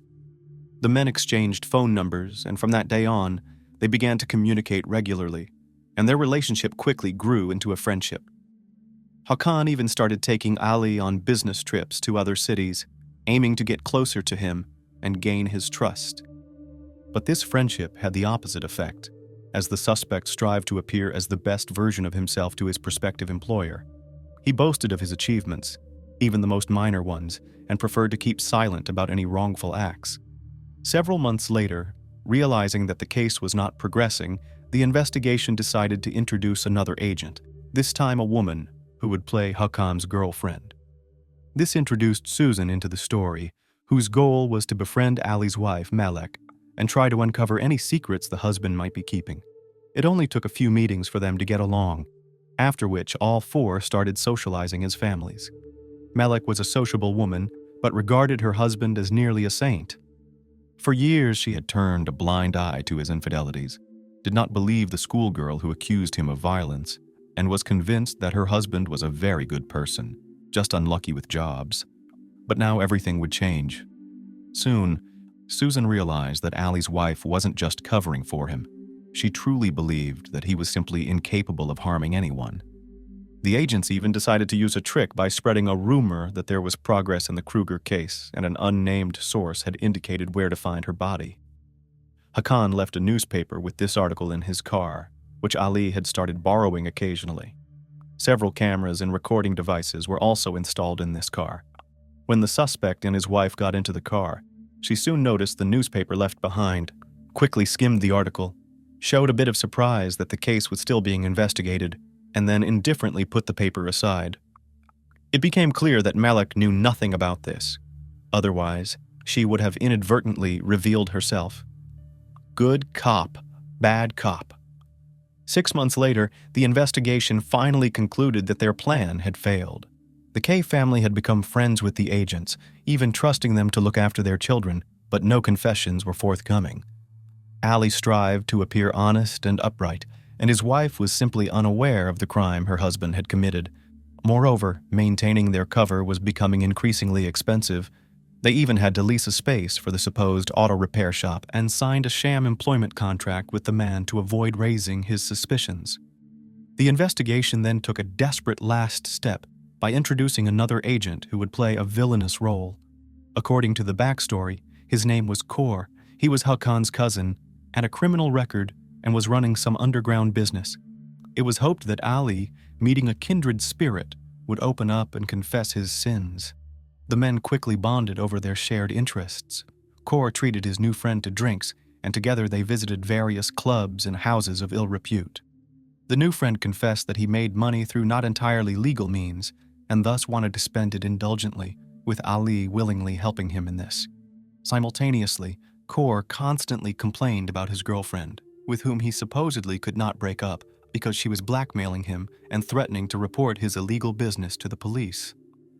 According to him, she constantly demanded money, and her appetites were growing. One day, while having drinks with his friend, Kaur declared that he intended to rid himself of the bothersome blackmailing girlfriend in a radical way and was willing to pay a sum of 100,000 euros to anyone who would do the dirty work. Ali perked up at this and offered to take on the task himself. His friend agreed, but suggested they discuss the details in a secluded place when sober. Monstrous confession. In November 2017, sitting in the agent's car, the men discussed the plan to eliminate his nuisance girlfriend. At one point, Kaur doubted whether Ali was capable of taking a life. In response, Ali revealed something he claimed no one else knew. He confessed that more than 11 years ago, he had taken a life of someone with his bare hands. Ali said that in 2006, a stunning young girl had moved onto his street, who completely captivated him. She passed by his house twice a day on her way to and from school, so he had memorized her schedule and would step out to greet her and pay compliments.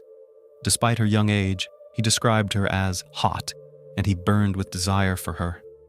One warm September day, when the girl was returning from school and the street was unusually quiet and deserted, Ali saw his chance. He asked a neighbor girl to help him move some items from his storage area, and she kindly agreed, not sensing any danger. Once they were in the basement, he locked the door and tried to kiss the schoolgirl, who struggled and screamed.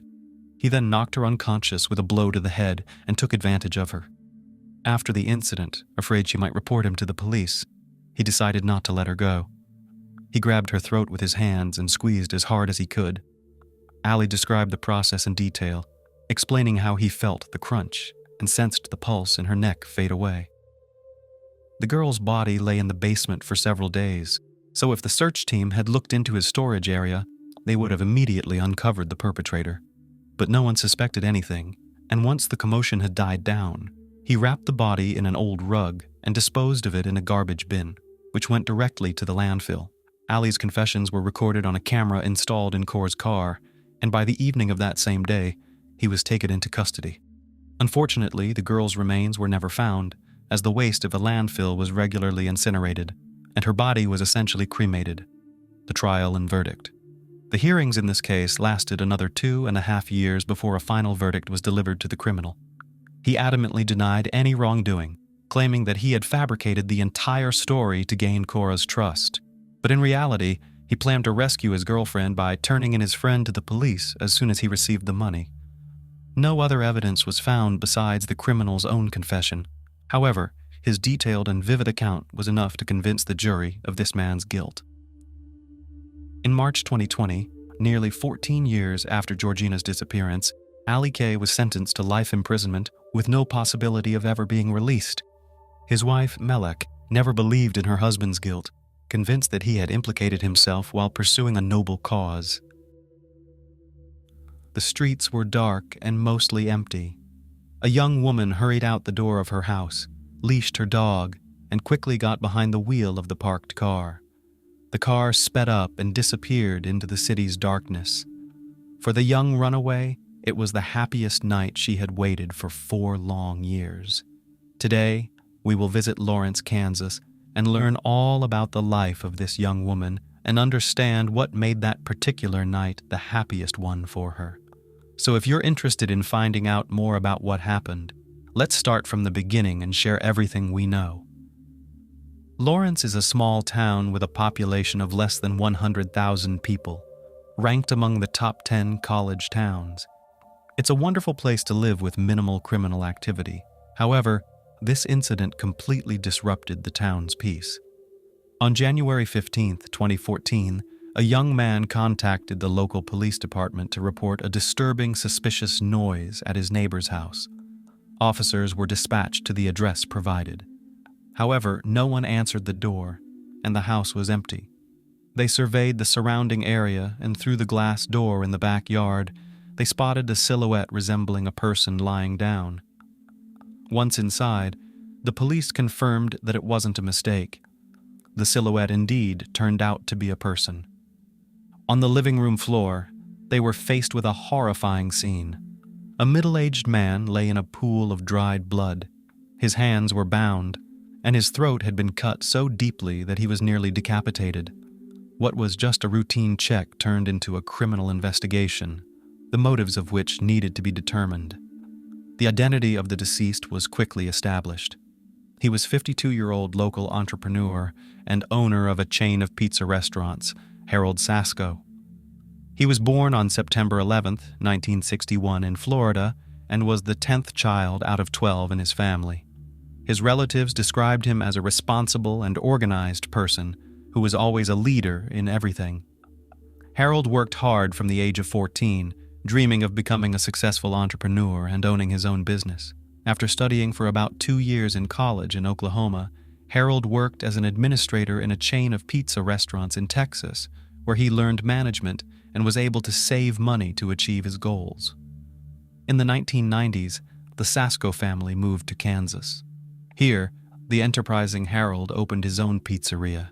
The business was successful, and within a short span of time, Mr. Sasso opened another pizzeria in Topeka and one in Lawrence.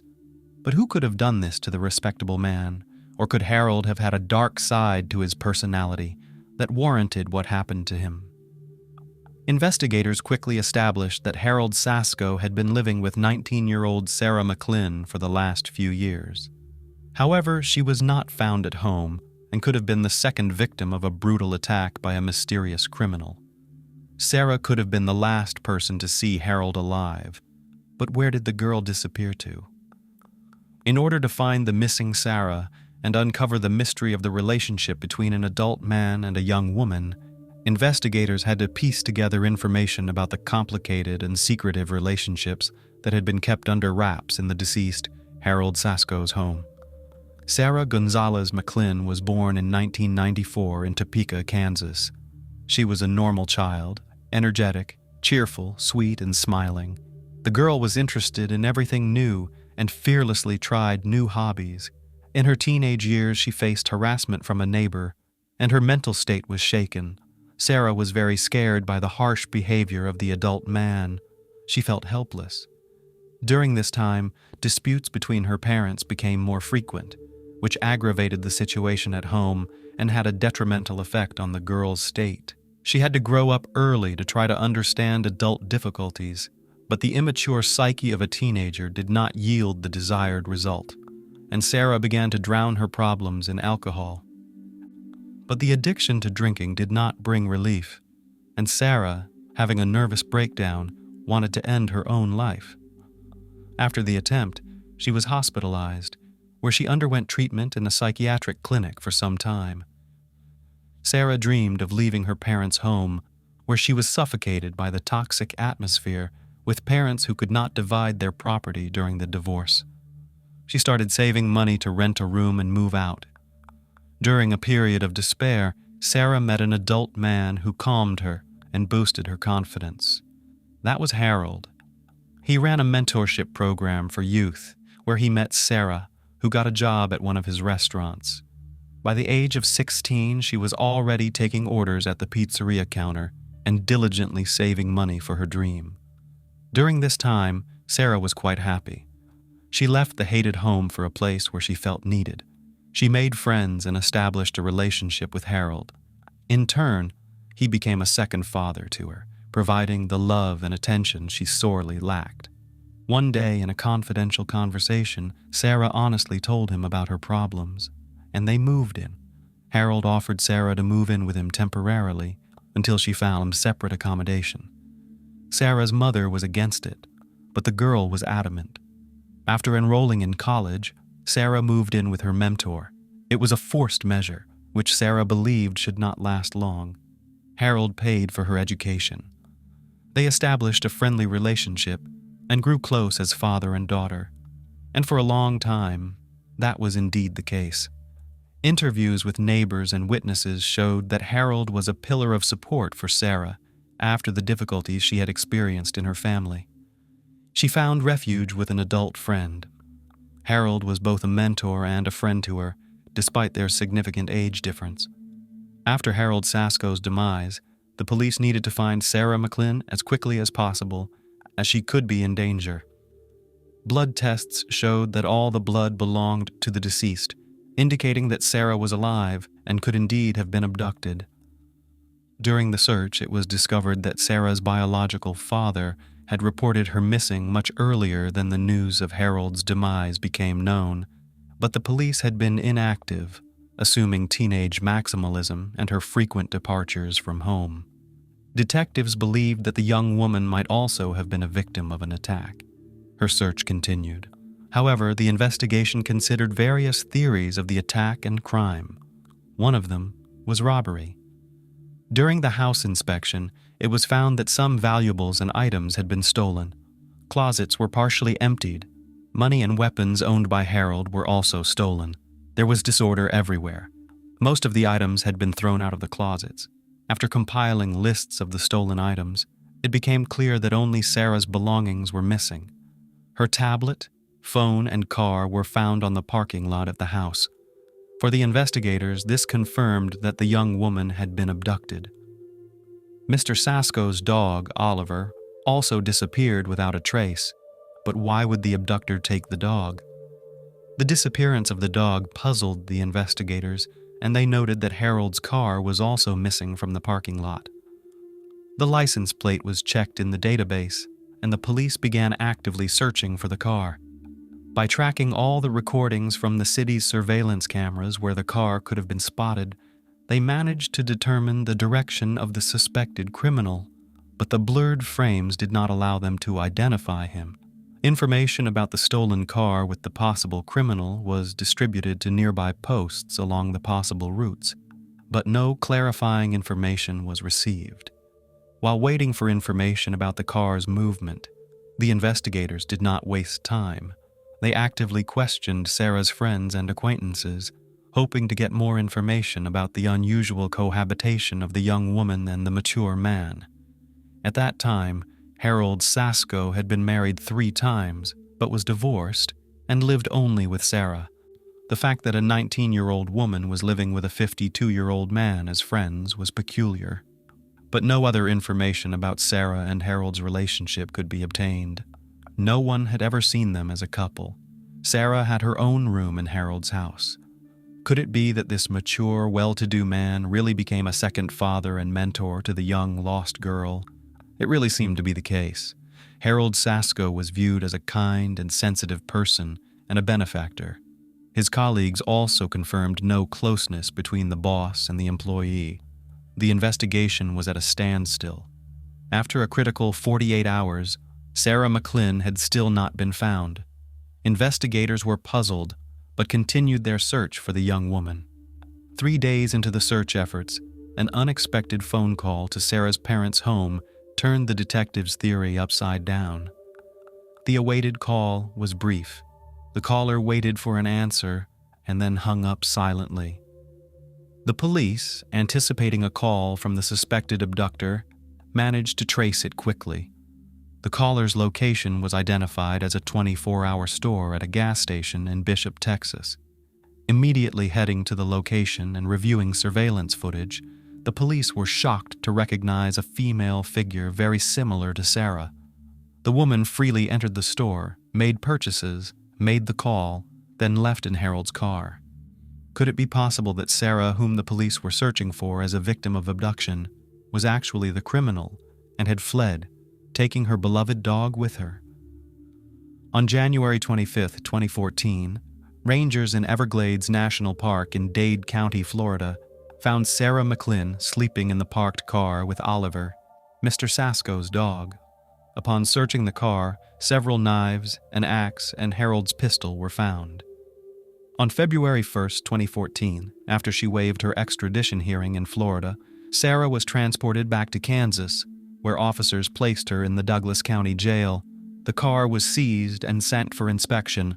Forensic analysis confirmed that the bloodied knife found was the weapon used in Harold Sasko's demise, but what led to such a brutal crime? During Sarah's interrogation, it was revealed that their relationship initially mirrored that of a father and daughter. He took care of her and told everyone she was his stepdaughter to avoid unnecessary questions. Sasko was aware of Sarah's difficult relationship with her parents. He knew she had been brutally assaulted by a man who had left her with cigarette-burn scars. She had tried to end her life, and she was diagnosed with post-traumatic stress disorder and depression. Harold promised to take care of her, but the supposed sanctuary included unrestricted access to marijuana and alcohol. Cocaine and ecstasy were also available. He charged her rent, and she bought her own food. He gradually gained control over everything she did. After living together for about 6 months, Harold confessed his love for her. Sarah rejected him, but he persisted in his advances. Eventually, he demanded intimacy as a condition for her to stay with him. Harold took her salary, claiming it as compensation for what he spent on her upkeep daily. He threatened to sue her if she left. Harold degraded and insulted her daily. One day, Harold told Sarah that she was not attractive enough and that men preferred women with more voluptuous figures. With such an appearance, he said, she would never find true love and would never be appealing to men. Sarah objected but felt she had no choice. He paid for her to have a nose job and buttock implants. After these surgeries, Sarah's debt to Harold increased by $10,000. Her last paycheck from the pizzeria was $265. He demeaned her and demanded total submission. Out of desperation, Sarah began drinking alcohol and using psychotropic substances when Harold demanded intimacy. If she tried to resist, he would hold her down. Taking advantage of Sarah's weakened state, Harold repeatedly forced himself on her, and she eventually entered into a relationship with him at his insistence. Sarah fell into a state of depression from which she sought to hide under Harold's supposed protection. She became increasingly restrained and withdrawn. She suffered from victim syndrome and was afraid to leave him or tell anyone. She saw only one way out of her moral confinement, ending her partner's life. Sarah confessed that she made the decision 5 days before the act. On January 14th, Harold came home late in the evening and started working on the sound system. At one point, he asked Sarah to bring him a beer. Knowing that if he drank, he would force himself on her, she decided to act. She added crushed sleeping pills to the beer, which she had prepared in advance. After some time, Harold lost consciousness. Sarah tied his ankles and wrists with zip ties. Then she took a hunting knife and inflicted a deep wound on his neck. During the interrogation, Sarah confessed that, at one moment, she reconsidered her decision to take his life, But Harold was already bleeding out, and she felt she had no choice but to finish what she started. With renewed fury, she continued to stab him in the neck with relentless force, nearly decapitating him. Then Sarah took a shower, packed her belongings, and left in Harold's car, taking Oliver, the dog she had cared for. First, she headed to Texas, then to Florida to see the ocean. That's where the Rangers detained her. The trial for the demise of Harold Sasso began on March 5, 2015, at the Douglas County Courthouse. In his opening statement, Prosecutor Charles Branson told the jury that Sarah McLynn had meticulously planned Harold Sasso's end. Lawrence Police Detective Robert Brown testified for the prosecution, showing that before the act, Sarah McLynn had made Google searches using the phrase, "vulnerable places on the neck." She confessed to inflicting knife wounds on the victim and then cutting his throat. When the detective asked her why she ended Mr. Sasso's life, she replied, "I wanted someone to die." Because of these words, the trial focused on her ability to form the intent to commit the act. However, in a private meeting with the judge prior to the trial, Prosecutor Charles Branson stated that it would be inappropriate for the jury to hear about Harold Sasso's cruel treatment of Sarah McLynn, and he intentionally omitted this information. He believed that the details of the accusations would be inappropriate at the trial stage because they would merely elicit sympathy for the defendant without any supporting evidence. Branson did not want the years of domestic abuse to become public knowledge. Defense attorney Carl Cornwell agreed with the restrictions on presenting evidence of cruel treatment, which he could have introduced in court. Instead, he tried to convince the jury that Sarah was mentally unstable and unable to fully comprehend her actions.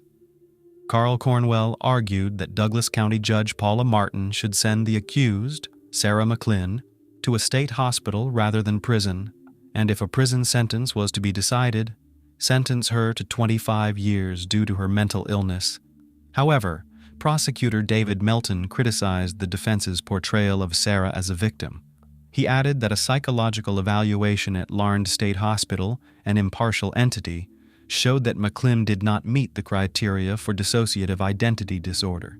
The district judge reported that she had been found to have borderline personality disorder with antisocial tendencies. The report also stated that Sarah McLynn exaggerated the symptoms of her mental illness.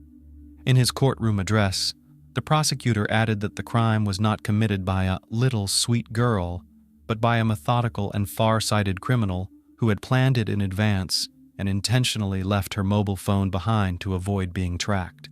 In his closing statement, Prosecutor Melton said that in his legal career, he had never encountered something so reprehensible and brutal as the crime committed against Harold Sasso, and therefore, the defendant deserved a sentence ranging from 50 years to life imprisonment. Some crimes are so evil, so horrendous, that they warrant harsher punishment, Melton said.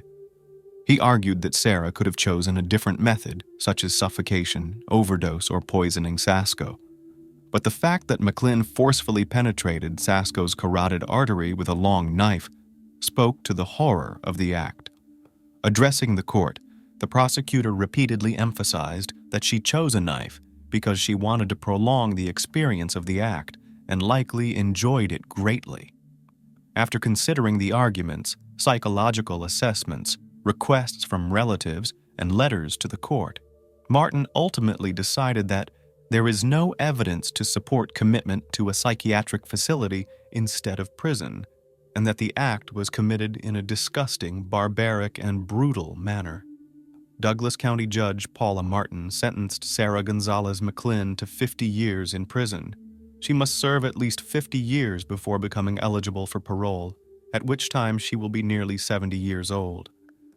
After the sentencing, Sarah apologized to her own family and Harold Sasso's family. Sarah has appealed the sentence based on the provision of ineffective counsel. In the meantime, the defense lawyers began preparing a clemency petition and uncovered necessary evidence of abuse and the dark side of Harold Sasso that had not been presented to the jury during the trial. It turned out that during the search for Sarah, a significant number of crucial clues were overlooked. After all, the investigation's attention was occupied with investigating a crime against life, not proving domestic abuse. An examination of Harold Sasso's phone confirmed that he had repeatedly shown interest in child-explicit material. He downloaded hundreds of videos to his phone and visited X-rated sites discussing children, teenagers, and zoophilia. At least 20 times, he visited websites where men were intimate or appeared to be intimate with women who seemed to be asleep. The police found a camera and flash drives on a desk in Sasso's bedroom. A detective stated that the images found on the flash drives showed that Sasso and Sarah McLynn were just friends who spent time together. The defense attorneys were not allowed to review the files. Sarah was shocked and confused when the evidence of harsh treatment was not presented in court. She did not give up on proving that at the moment of ending her aggressor's life, she saw no other way to save herself. On March 20th, 2015, after deliberating for just 4 hours, the jury found Sarah Gonzalez McLynn guilty of first-degree premeditated homicide with aggravating circumstances, unaware of the months of harsh treatment that preceded her dreadful crime. Now her lawyers hope to get her out of prison, convincing the governor to pardon her, which is a long-term attempt to correct what they consider an injustice. In 2021, the newly elected district attorney of Douglas County, Susana Valdez, struck a stunning deal. The sentence for Sarah McLynn was reduced by half in exchange for waiving the right to appeal. The case of Sarah McLynn is one of the most confusing and recurring institutional failures where, in the pursuit of justice, the truth remains sidelined. Currently, Sarah Gonzalez McLynn remains incarcerated at the correctional facility in Topeka, Kansas.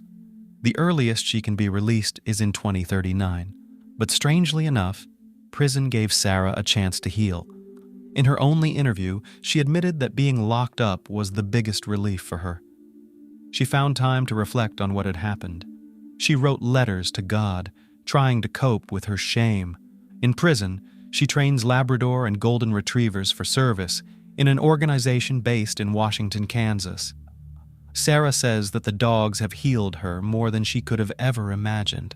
In her statement, Sarah said that since she's been in prison, she's dedicated every day to becoming better, not just for herself, but for her family and society. I will continue to ensure that everything that happened was not in vain, as I am no longer the young woman who felt hopeless and didn't know what to do. At the scene where Harold Sasso's life was ended, the word freedom was written on the wall in blood, a word the investigators initially struggled to decipher. During questioning, Sarah replied that she wrote what she felt after committing the crime. Paradoxically, it was in prison that Sarah Gonzalez McLynn found her freedom. On a vast site 60 miles south of Melbourne lies a landfill. As with any dump on a large plot of land, there are towering piles of domestic waste. Birds circle over the meter-high piles, while a foul smell spreads for miles around. This place is usually devoid of people. However, in May 2004, hundreds of police officers were sifting through the trash. The scene resembled something out of an apocalyptic movie, especially when investigators and police officers donned protective suits against biological hazards and ultra-durable masks to guard against asbestos-ridden dirt. The area was littered with thousands of blue trash bags. Each day of searching was incredibly challenging. They had to check every bag. This lengthy and inevitable process significantly delayed the investigation. After 3 weeks of searching, the officers were disheartened and had exhausted their moral and physical resources. On the final day, they had one last chance to find the mother and daughter. Narelle Fraser, a young woman working in the missing persons department, had put significant effort into the search from the first day, each time apprehensively beginning the inspection of a new blue bag. Around 10 a.m. on another day of searching, an excavator pulled up another batch of bags from the depths of a massive pile of garbage for inspection. Fraser noticed a blue bag stuck at the top of the bucket. As she had done hundreds of times over the past days, she paused the search to conduct a thorough examination of the excavated trash. Climbing up the pile, the woman opened the trash bag, but seeing only a kitchen glove, she signaled to continue the search. But something was off. The investigator's intuition brought her back to the bag, and when she reopened it, she saw something else. What she had mistaken for a kitchen glove was actually a bloated, decomposing human hand. She screamed aloud. She had found them. Today, let us visit the marvelous Australia, specifically Mornington Island, where despite the beauty of the surrounding nature, mild climate, and welcoming atmosphere, a nightmare akin to a horror film occurred. In May 2004, John Sharp appeared on television pleading for help. Holding a photograph, he tearfully implored anyone with information about the disappearance of his wife and daughter to contact the police and assist in their search. As it turned out, Anna Sharp and her 18-month-old daughter, Gracie, had been missing from their home since March. Let's start from the beginning and figure out who is involved in the disappearance of Anna and Gracie Sharp. We'll learn where the mother and daughter went, and whether John Sharp could have really harmed his own family, or if someone else is to blame for their disappearance. Anna Kemp was born on September 27, 1962, in Dunedin, New Zealand. As an adult, she moved to Melbourne, Australia, hoping to build a career, find love, and live her best life. John Miles Sharp was born on February 28, 1967, to Valerie and Miles Sharp. The couple owned several pastry shops and lived a quiet, peaceful life in Mornington, Victoria. John grew up in a large, happy family with 4 older sisters. Later, the Sharp family welcomed another boy. John Sharp's early years were largely unremarkable. He had social issues and was heavily dependent on his parents. He had low emotional intelligence and lacked the ability to cope with stressors in his life. Sharp completed 12 grades but failed his exams. In addition to a lack of emotional intelligence and an unwillingness to face his own problems, he couldn't handle stress, so he tended to shift decisions onto others. After leaving high school, John took a job at the State Bank, where he met Anna Kemp. At the time of their meeting, Anna was 31, and John was 27. They were very different in temperament. He was always a loner and had no friends because he had been very shy since childhood and could only communicate freely with his family members. Anna, on the other hand, was cheerful, lively, and attentive to others. This greatly attracted John, and he showed her as much attention as he could afford. At first, she did not like him, but then she noticed his interest in her and saw how he opened up around her, transforming from a reserved, silent man into a confident and engaging conversationalist.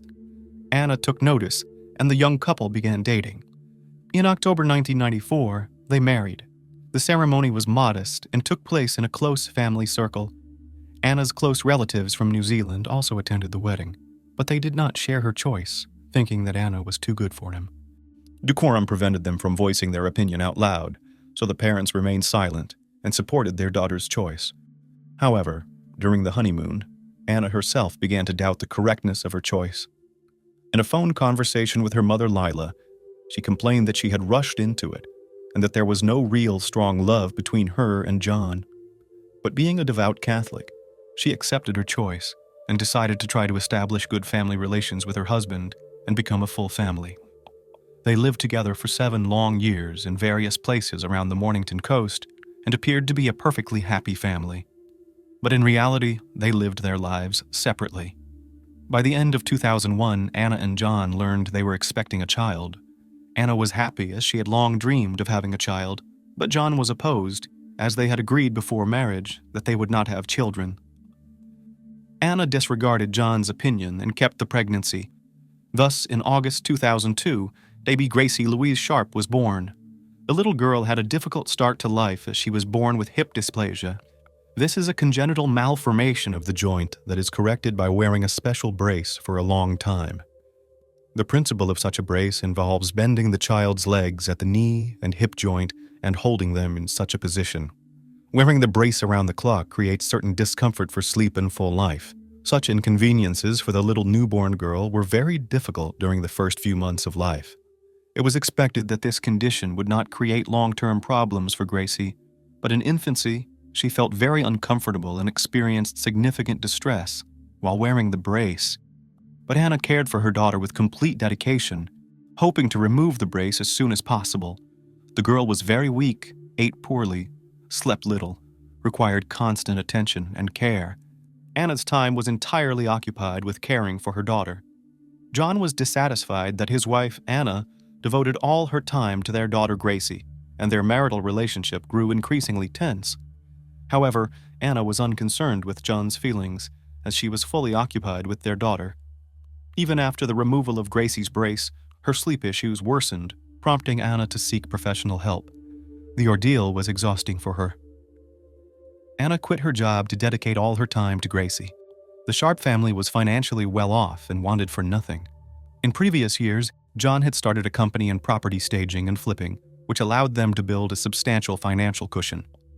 In late 2003, the couple bought a house on Prince Street, close to John's parents' home. Soon after moving in, Anna surprised John with news of her second pregnancy. Anna was thrilled, as she had dreamed of having 2 children, but John was very displeased with the news and even once questioned whether the child was his. Despite their differences, their relationship appeared to be quite good. On March 21st, 2004, Anna, John, and little Gracie were invited to a family celebration. They seemed perfectly happy, and none of the attendees noticed anything unusual. But 2 days later, Anna disappeared.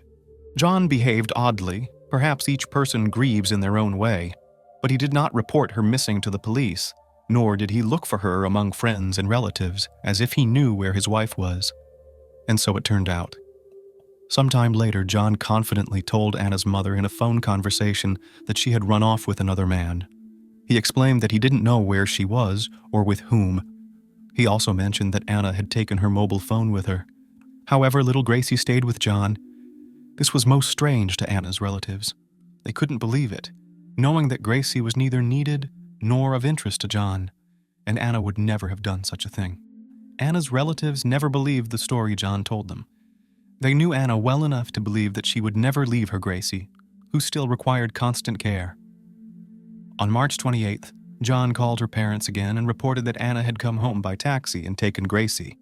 He also stated that Anna would not return and that the child she was expecting was not his. This news completely dismayed the Kemp family.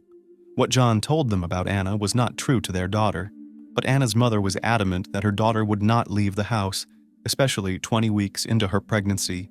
So who is John Sharp, a grief-stricken father and husband, or a participant in the disappearance of his own family?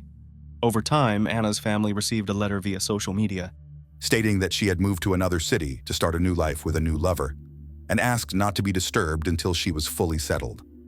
In the letter, she wrote that she was unhappy in her marriage to John, was tired, and wanted to start over in a new relationship. But Anna's relatives knew she would never behave like that. She would call, talk, and not hide like a fugitive. Moreover, the letter was not written in Anna's style, which cast significant doubt on whether it was actually penned by her. The facts that Anna herself wasn't answering phone calls, that she was unreachable, and the strange letter, seemingly not written by Anna herself, compelled her relatives to contact the police. Following protocol, the New Zealand police called John Sharp, but were told the same story about her leaving him for another man. There were enough suspicions to report the case to the police in Mornington, Australia, who immediately contacted John. Sharp failed to convince the police that everything was fine, and they promptly referred the case to the Victoria Missing Persons Unit. Within a few hours, an investigative team was dispatched. However, the truth is not always obvious, and the police conducted a thorough check. They visited the Sharp home, where John remained alone. John cooperated with the investigation and appeared genuinely distraught and upset. He recounted how Anna, upon leaving for the first time, got into a blue car.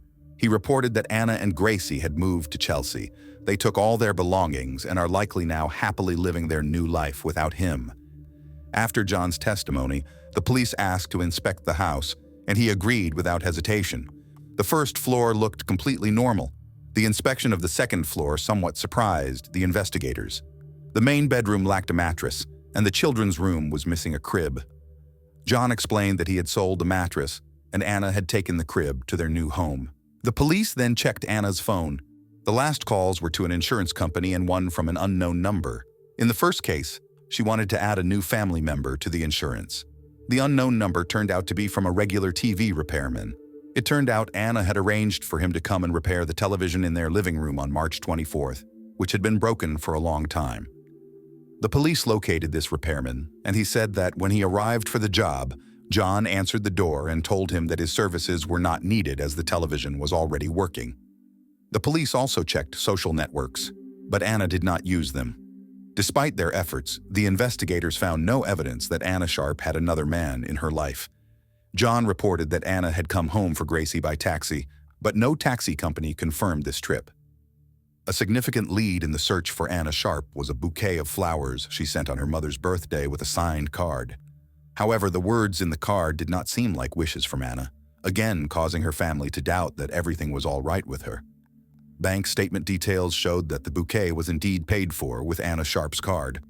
As there were no witnesses or evidence to support John's claim that Anna had gotten into a blue car on the purported day she left, nor was there any evidence of bus, plane tickets, or hotel bookings.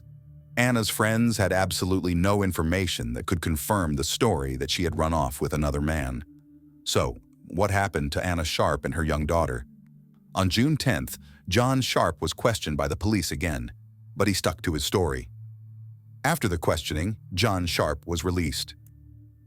However, this was a tactical move by the investigators as they had put John under surveillance, hoping to catch any clue that could aid in the search.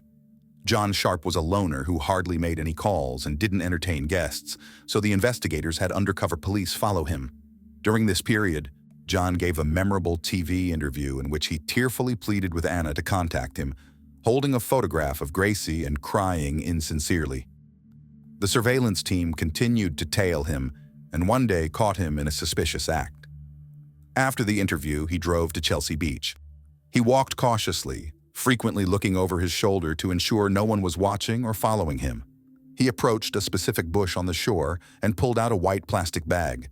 Taking it, he returned to his car. There, he took a phone out of the plastic bag and made a call, then drove to the nearest ATM and withdrew cash. After that, he put everything back in the bag and buried it under the bushes on the beach. All these suspicious activities were captured on video by the surveillance team. Then John went home and called the missing persons department, claiming his wife had just called him and withdrawn cash from their joint account.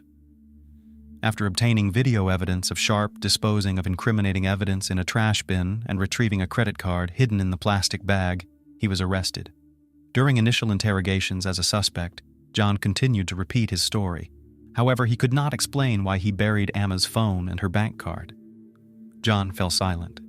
The detectives knew they needed to find another way to get through to him, so they invited his parents, showed them the incriminating footage of their son on Chelsea Beach, and then sent them to talk to him. An hour later, they emerged, and Sharp was ready to talk. Initially, John Sharp stuck to his story, but eventually, he confessed to the elimination with a spear gun of 41-year-old pregnant Anna Marie Kemp Sharp and 20-month-old Gracie Louise Sharp. During press conferences with John, his parents were always present. John would interrupt the conversation and leave the room. He would feel ill. He behaved unnaturally. He would roll his eyes and cry. According to him, Anna was a tyrant with a difficult character. He decided to eliminate her to save himself. An adult man ended the life of his pregnant wife because, in his view, she stood between him and his family. But beyond his confession, the police continued to look for evidence.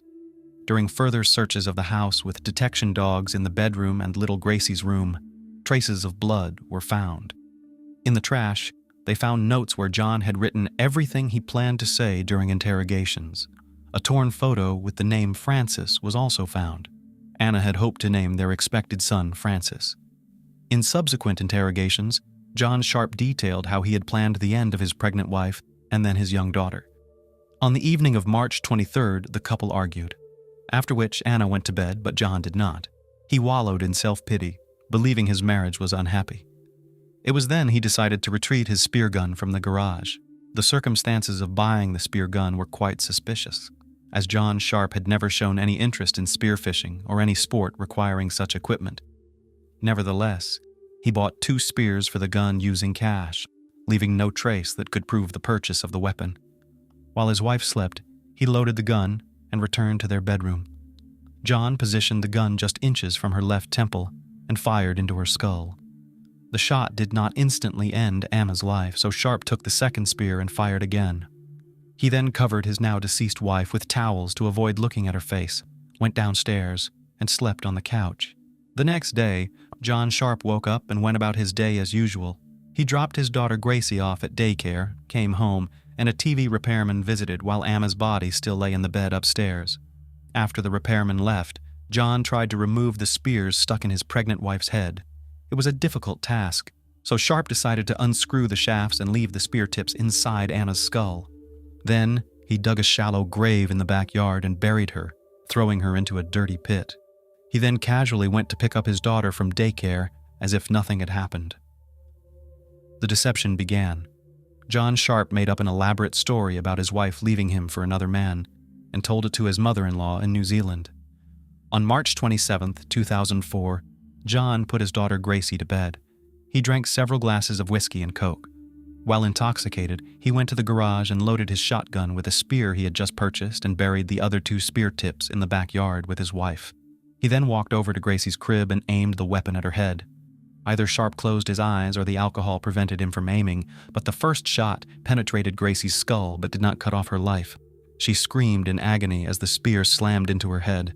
Then he reloaded the gun and fired 2 more shots at Gracie. Amazingly, she survived. Finally, the distraught father pulled the first spear out of Gracie's skull and fired the final fatal shot.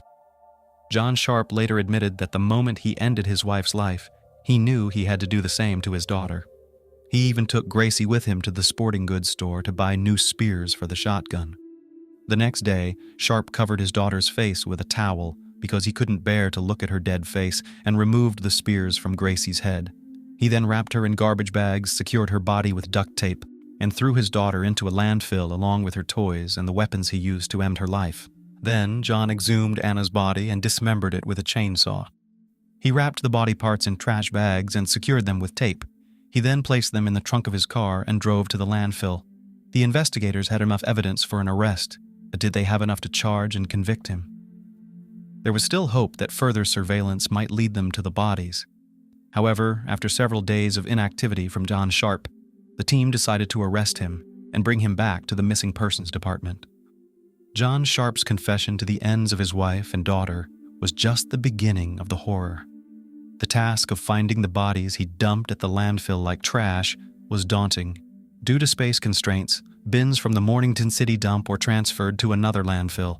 The trash bags were traced to an incident location in Tuarong, and thanks to meticulous waste management at the landfill, police were able to pinpoint an area of about 100 square meters where they believed the bodies would be found. This saved the team an immeasurable amount of time and effort. At the end of June, extensive searches began, and for the next 3 weeks, the police meticulously sifted through the trash at the landfill near Devil Bend Reservoir. Australian winter corresponds to summer months, and almost all 3 weeks were rainy and chilly. However, the search did not stop for a minute. For the police officers searching for the mother and daughter, this case became a personal mission. They ventured out in any weather and on their days off, despite the challenges of working in protective suits, masks, and the daunting environment. After 19 days, Norell Fraser discovered a bundle containing part of Anna Sharp's body. Later, photographs of Anna's mother and other personal items were found at the landfill, likely fallen out of the bag when it tore during handling. After this long-awaited discovery, Norell Fraser shared that she would never forget the experience of finding Anna Kemp's body. She felt as if Anna was somehow calling out to her to be found. She also confessed that the initial thrill the team felt at the first discovery quickly faded with the realization that little Gracie must be nearby. "I just held my head in my hands and cried. I cried for what Anna went through, for Anna's family, for humanity, I guess. But the thought of Gracie being there..." Fraser paused. By the end of July, all bags containing the remains of Anna and Gracie were found. At the trial, John Sharp confessed to the premeditated ends of Anna Kemp and Gracie. The adult man explained his act by saying his wife had been getting on his nerves. Therefore, he purchased a spear gun and practiced using it in the shed several days before the act. On the night of the act, after Anna had gone to bed, he grabbed the spear gun and fired at her head while she was asleep. He then buried her in the backyard. The next day, John Sharp went to a hardware store in Frankston and purchased a roll of duct tape, 2 polyethylene tarps, and an electric chainsaw. That same evening, after drinking heavily, he used the same spear gun to fire at his young daughter's head. Over the next few days, Sharp exhumed his wife from her shallow grave, cut her body into 3 parts, and disposed of her in the same manner as he had his daughter. He placed the body in a garbage bag and discarded it with household trash. As the charade continued, John began a thorough cleanup. He disposed of blood-stained mattresses and sent fake emails posing as Anna. He threw away Gracie's belongings and sent flowers to his mother-in-law for her birthday. In an effort to sustain his deception, John used Anna's bank card in a bank in Chelsea and even sent an email to her mother in New Zealand, pretending to be her. John Sharp appeared on television, pleading with his wife to contact him and her family to reassure them of her safety. "Anna, our marriage is over, but I still love you, and you are the mother of our wonderful daughter Gracie, whom we both adore more than anyone else." He signed a written statement to the police, claiming he had nothing to do with her disappearance. John Sharp continued to lie for 3 months. However, he was no actor, and his script did not have the ending he had planned. On August 5th, 2005, John Miles Sharp was sentenced to 2 consecutive life sentences for the murder of his pregnant wife and child, with no chance of parole for 33 years. He is currently held in solitary confinement due to threats and assassination attempts by fellow inmates. John Sharp, dubbed the Mornington Monster, was sentenced in 2005 to 2 consecutive life terms and is considered the worst case of familicide in Victoria. Anna and Gracie were buried in Anna's hometown. The name of their unborn son, Francis, is inscribed on their shared headstone. In Gracie's documents, the father's name is now left blank. But did John really murder his wife because of their loveless marriage and his desire not to have another child, or was there another motive? In addressing his dislike for his wife and child, he could have done what many in the modern world do, divorce and move on alone, but that's what any rational person would say. John Sharp, a true monster, chose to solve his problems by ending the lives of his loved ones. Amidst all the madness that had taken over his mind, it's clear that he had lost touch with reality.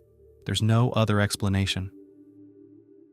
The case of Susan Wright, the blue-eyed butcher of Texas. Anger is a powerful negative emotion, during which a person typically seeks to harm themselves or those around them.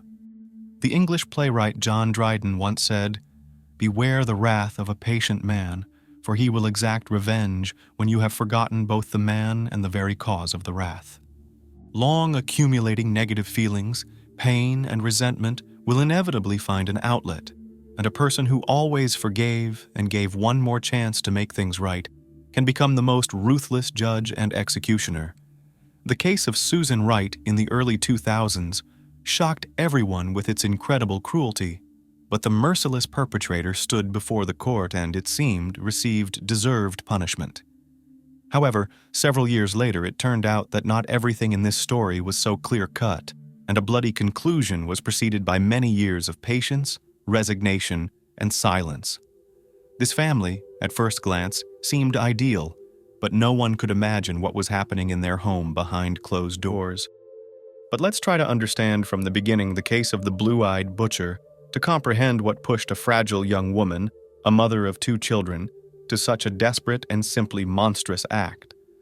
Who is Susan Wright? Susan Lucille Wright, née Witch, was born on April 24, 1976 in Houston, Texas, into the simple family of Velma Sue and Jimmy Lawrence Witch. She was the eldest of 2 children of her parents, raised alongside her biological sister named Cindy. From an early age, Susan was an active and sociable child with creative talents.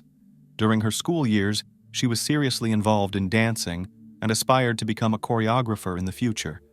The girl had a bright, attractive appearance and a slender figure, always having numerous admirers, and she herself loved being the center of attention. After graduating from high school, despite her efforts, Wright couldn't get into college. However, she didn't lose heart, deciding to take a short break and save money for her education. For several months, she worked as a dancer at one of the popular nightclubs in the city. There, the young blonde performed topless, gaining some notoriety, which she was certainly not proud of. She decided to quit this job and never return to it, using her savings to pay for evening courses at a nursing school. Susan always aimed for independence, so alongside her studies, she took a job as a waitress in a restaurant to support herself. Soon, she realized that medicine was not her true calling, and she struggled financially to pay for her education. Therefore, the young blonde abandoned her courses, focusing on her work instead. The romance with Jeffrey Wright. In the summer of 1997, 21-year-old Susan met her future husband, Jeffrey Andrew Wright. Their first encounter was at the Galveston restaurant where she worked as a waitress, and he stopped by for a meal. He was instantly captivated by the beauty and radiant smile of the blue-eyed blonde, leaving generous tips and becoming a regular customer from then on. Jeffrey took a while to ask her out, but eventually mustered the courage to get her phone number. Susan later recalled that the man began calling her daily, sometimes several times a day, arranging romantic dates and small surprises, like sending flowers with touching notes to her work, and in the evenings, he would meet her and walk her home.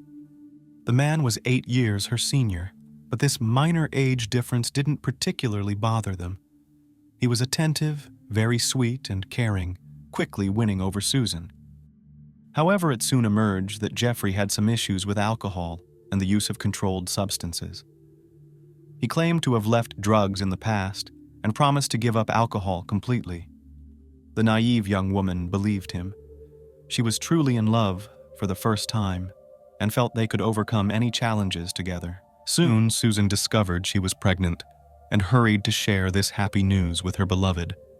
Wright seemed pleased at the prospect of becoming a father, but made no decisive moves. He didn't propose, and they continued to live separately. Confused by her boyfriend's behavior, Susan took the initiative into her own hands. She insisted that their first child should be born in wedlock, and her partner simply accepted her conditions. By the time the couple officially legalized their relationship, Susan was already 8 months pregnant.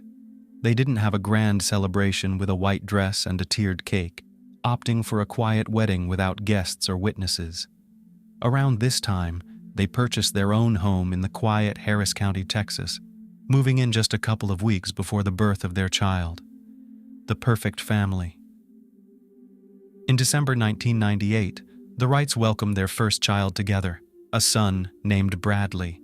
In 2001, Susan became pregnant again, and in the spring of 2002, she gave birth to a daughter, Kaylee.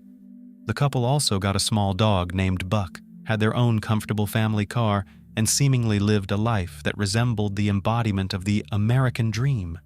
Jeffrey worked at a local construction company, and after the birth of their children, Susan, by mutual agreement, became a homemaker. She took care of raising the kids and creating a cozy environment in their family nest.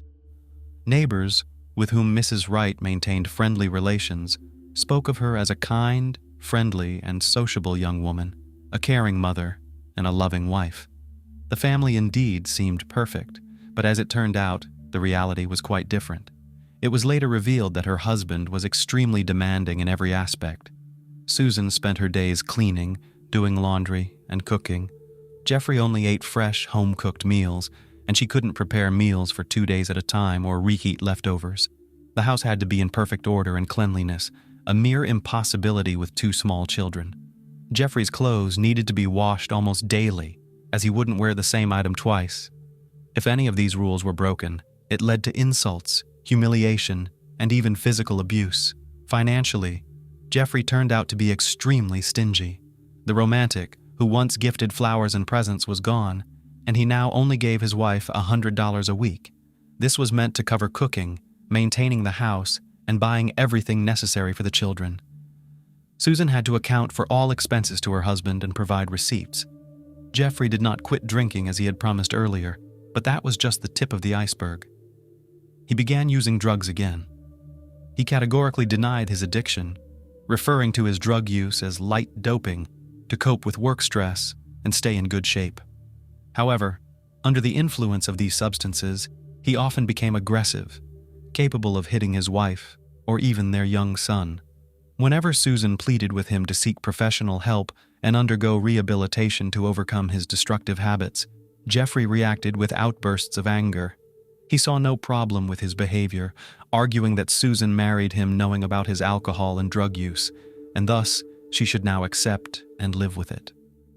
Remarkably, Jeffrey's parents were also aware of their son's weaknesses. They sympathized with their daughter-in-law but felt helpless to assist her. The last straw. According to the woman, her husband began displaying aggression towards her almost immediately after they started living together. This manifested in physical, emotional, and intimate abuse. Initially, he would apologize each time, promising it would never happen again, and she wanted to believe him. But soon, Jeffrey stopped apologizing, and the violence in the family became a commonplace occurrence. Jeffrey visited the gym 3 times a week to practice boxing. He said these workouts allowed him to blow off steam, adding that he would definitely take his son with him once the boy was a bit older. On Monday, January 13th, 2003, Wright went to the gym after work as usual. He returned home on edge, seeming excited and nervous. While his wife was preparing dinner, he decided to tell his son about boxing and demonstrate a few techniques. At one point, he got carried away, misjudged his strength, and hit the 5-year-old boy. The child burst into tears, and the father tried to soothe him, hoping his wife wouldn't hear. Susan indeed pretended not to notice, but this incident was the final straw for her. After dinner, she went to put the children to bed, while her husband remained in the bedroom, where he took another dose of controlled substances. What happened next varies in different accounts. The woman claimed that as soon as she entered the room, her husband attacked her, wrongfully took advantage of her, and attempted to end her life with a knife, but she managed to wrestle the weapon from his hands, and the ensuing confrontation was purely in self-defense. However, her story changed multiple times, and the investigation's version presented at the trial appeared more credible, becoming the official account. Seduced, immobilized, and brutally ended a life. Susan decided to use her dancing skills to seduce her husband and lower his guard. She entered the room in a short silk robe worn over her bare body, performing a tantalizing show for her husband. Then, she suggested a role-playing game involving tying up, to which he readily agreed. She used 3 of Jeff's neckties to bind his hands and right leg to the bed. His left leg was secured with the silk belt from her robe. Once he was immobilized, Susan improvised a gag using her own underwear, adding to the guise of an intimate game. To set the mood, she lit candles and turned off the lights. Jeffrey was bound hand and foot, securely fastened to the bed, with a gag in his mouth surrounded by dim lighting. Initially, Mrs. Wright took one of the candles and poured hot wax on the man's chest. Although painful, it still resembled a part of their game. Then the same fate befell his intimate area, and soon the pain became unbearable. Jeffrey did not immediately realize what was happening. He tried to free himself, tried to scream, but to no avail. Meanwhile, his wife repeatedly struck him with a small, sharp knife she had brought from the kitchen. She started with the groin area, moving up and down, slashing his genitals, legs, abdomen, chest, arms, neck, and face. At first, Susan acted slowly, voicing her grievances with each strike, recounting the insults, humiliations, and abuse she had endured. Then she began to cry and struck faster and faster. Forensic experts would later count 193 shallow knife wounds on the deceased's body. The majority of these wounds were not fatal, and the man was conscious for most of the ordeal. Her actions indicated she was in a state of despair and intense emotional turmoil, with her lawyers insisting on a state of affect. She couldn't stop even when her husband showed no signs of life, and she hadn't yet considered what she would do next, or how she would handle the body. Shallow grave in the backyard. For the next several hours, the woman simply sat on the floor next to the bed where her husband's body lay.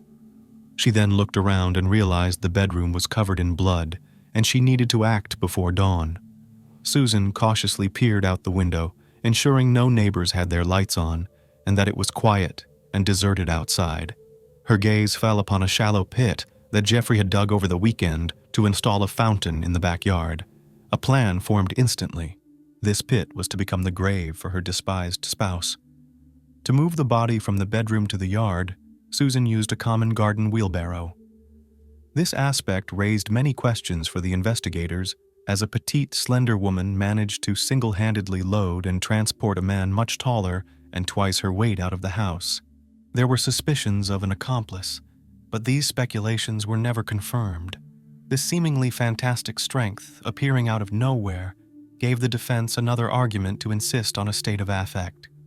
Under the cover of night, the woman moved her husband's body into the pit and buried it, though lightly covered would be more accurate. She then showered, removed the blood-stained curtains and bed linen, placing them in several trash bags, and dispersed them in different bins.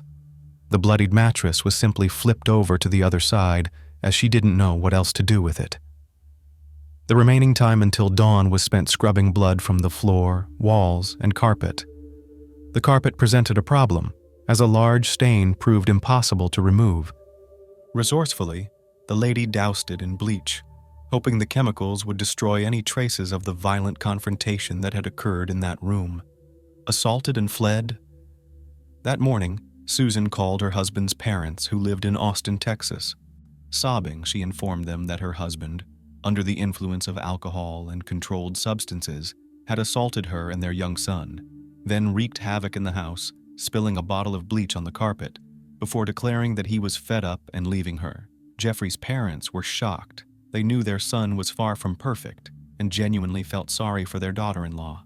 But upon hearing that he had hit the child, they immediately offered for Susan and the children to come and stay with them for a while. However, the young mother refused. She added that she would file a report with the police and disclose everything that had been happening in their home. 2 days later, Mrs. Wright went to the police station, as her husband's sudden disappearance was raising more and more questions, and something had to be done. She reported that she and her children were victims of domestic violence at the hands of her husband and needed protection. Susan managed to obtain a restraining order against her husband from approaching her and the children, although she already knew very well that her significant other would never be able to come near them again. As evidence, Susan showed bruises and cuts on her arms, which she claimed were inflicted by her husband with keys when she tried to fend him off. There was also a small bruise on Bradley's face, and the boy confirmed that his dad had hit him. At first glance, the story told by the tearful woman sounded quite plausible and logical. Her husband, under the influence of a mix of alcohol and controlled substances, attacked his wife and young son, and then, realizing what he had done, got scared and fled. But as time passed, Jeffrey made no contact, which became very suspicious. It appeared he had run away without his belongings, documents, and even his mobile phone was left at home. The man hadn't shown up for work or at his parents', and none of his friends or neighbors had seen him. It was as if he had vanished into thin air. Such behavior is typical of criminals who decide to lay low, but he hadn't ended a life or inflicted serious injuries to warrant such a flight. The horrifying truth. Susan found it unbearable to stay in the house where she had confronted her husband and where his body was buried in the yard. She started to feel as if he were still alive and about to rise from his grave for revenge. She was practically losing her mind, and their dog Buck kept barking and trying to dig up the burial site. On January 17th, having taken her children, the perpetrator went to her mother's house. Her mother was aware of what had happened, but upon seeing her daughter, she realized the full extent of the truth. Velma simply asked, "You killed your husband, didn't you?" Her daughter burst into tears and nodded. She confessed what had happened and revealed where she had hidden the body, repeatedly saying she didn't know what to do next. On her mother's advice, the next day Susan contacted a lawyer named Neil Davis, to whom she confessed to ending her husband's life and trying to conceal her crime. The experienced defense attorney learned all the details, thought through the possible scenarios, and on January 19th called the office of the Harris County District Attorney. Davis reported that Mrs. Wright had ended her own husband's life and buried his body in the backyard, as she herself had confessed, and was ready to give a statement at the police station. On January 24th, 2003, Susan voluntarily went to the police, stating that she would make a full confession. Her story was disjointed. She got confused in the details and sometimes contradicted herself. She spoke of her late husband as if he were still alive, claimed she was afraid of him, and asked for protection. Consequently, she was subjected to a psychiatric evaluation, which revealed a nervous breakdown and depression, but overall, Wright was capable of understanding her actions. The gruesome discovery. When the remains of the deceased husband were extracted from the makeshift grave in the backyard, investigators were astounded, having never witnessed such brutality before. Experts counted 193 knife wounds on the victim's body, 8 in the groin area, about 30 on the legs, 23 on the shoulders and arms, 22 in the abdominal area, 46 on the chest, 23 on the neck, and 41 on the face. Only one head wound could have been the cause of death. all other cuts were superficial and individually posed no direct threat to life, suggesting that the man suffered a prolonged and agonizing death while conscious, as his wife repeatedly struck him with a small knife. Deep marks were found on Jeffrey's wrists and ankles from the ties and belt used by his wife to bind him. The nature of these injuries indicated that the victim had tried to free himself but was unsuccessful. Notably, the ties and belt remained on the body. Traces of candle wax were also found on the deceased's chest and groin area. Mrs. Wright claimed it was accidental, as her husband had knocked over a lit candle onto himself, but the prosecution believed that the hot wax was more likely a form of torture inflicted on the bound victim, meant to cause suffering. In the mouth of the deceased, his wife's underwear was still present, acting as a gag that prevented him from screaming or calling for help. Toxicological reports revealed traces of alcohol and several controlled substances in the deceased's system. Under the influence of such a cocktail, the man could have indeed behaved aggressively and irrationally. The bedroom where the confrontation took place appeared normal at first glance, except for a large bleach stain on the carpet. Susan had spent considerable time cleaning up, which was evident. But once special chemical agents and equipment were used to reveal wiped-away blood traces, the scene presented itself in an entirely different light. Blood was found everywhere, even on the ceiling, and the mattress was thoroughly soaked in it. The start of the trial and the defense's version. The trial of the accused began at the end of February 2004. By that time, Mrs. Wright had been in custody for a year, and her children were being cared for by her parents and sister Cindy. Her lawyer was well prepared for the trial and had worked extensively with his client. Susan was almost continuously in tears as she recounted that horrific night and the events leading up to it. According to the woman, she had suffered years of abuse and cruel treatment from her husband, but when he started raising his hand to the children, she couldn't bear it. The defendant claimed that on that fateful evening, her husband returned from his training in an agitated state, began demonstrating boxing techniques to their 5-year-old son, and said that the boy would also take up boxing. When a frightened Bradley refused, his father hit him in the face. Susan then put the children to bed and decided to have a serious talk with her husband, urging him to seek help at a clinic. However, he became angry, grabbed his keys, and was about to leave.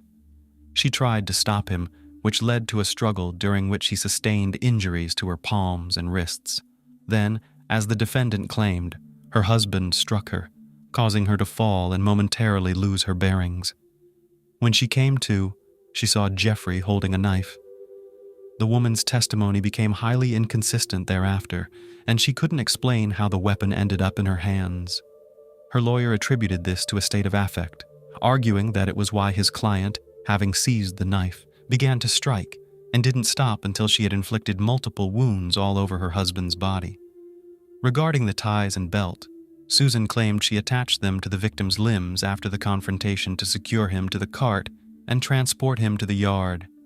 The wax, as previously mentioned, supposedly landed on his body accidentally from a candle on her bedside table that she lit in the evenings instead of a nightlight.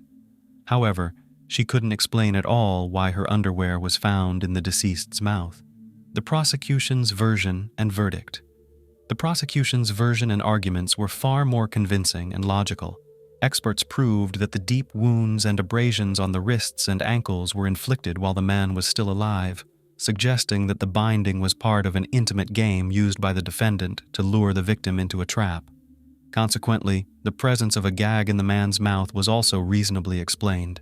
Furthermore, all injuries were inflicted at a certain angle, as if the perpetrator was above Jeffrey's body or sitting astride him, not in the midst of a struggle, which would have resulted in a different pattern of injuries. All the cuts were made from the front, as the victim was lying on his back and securely fixed. Whether Susan had premeditated her husband's demise and planned to use the pit he dug for the fountain as a grave was not definitively established. However, the prosecution leaned towards the theory that she had carefully planned everything, hoping to receive a substantial sum from insurance. The case received widespread publicity, with Susan being dubbed in the press as the Blue-Eyed Butcher or Blonde Meat Grinder. Jeffrey's relatives demanded the harshest punishment for her, while most neighbors pitied the woman, recalling occasional bruises on her body that resembled marks of physical abuse, which she attributed to her clumsiness. Initially, the prosecutors sought life imprisonment for Mrs. Wright, but later softened their demands to 45 years of incarceration. In March 2004, the defendant was found guilty and sentenced to 25 years in prison. She showed no reaction to the judge's words and appeared completely detached. A year later, Susan's lawyers attempted to file an appeal, but it was rejected. New developments and reduced sentence. In 2008, Wright and her defense team filed another appeal. This time, a new witness's testimony significantly influenced the course of the case. The witness was a woman named Misty McMichael, the wife of former NFL champion Steve McMichael. In the mid-1990s, she had a prolonged relationship with Jeffrey Wright, even being engaged to him for about a year. She shared her experiences of enduring physical abuse, humiliations, and cruel treatment from Wright, which led her to break off the engagement and permanently sever ties with him.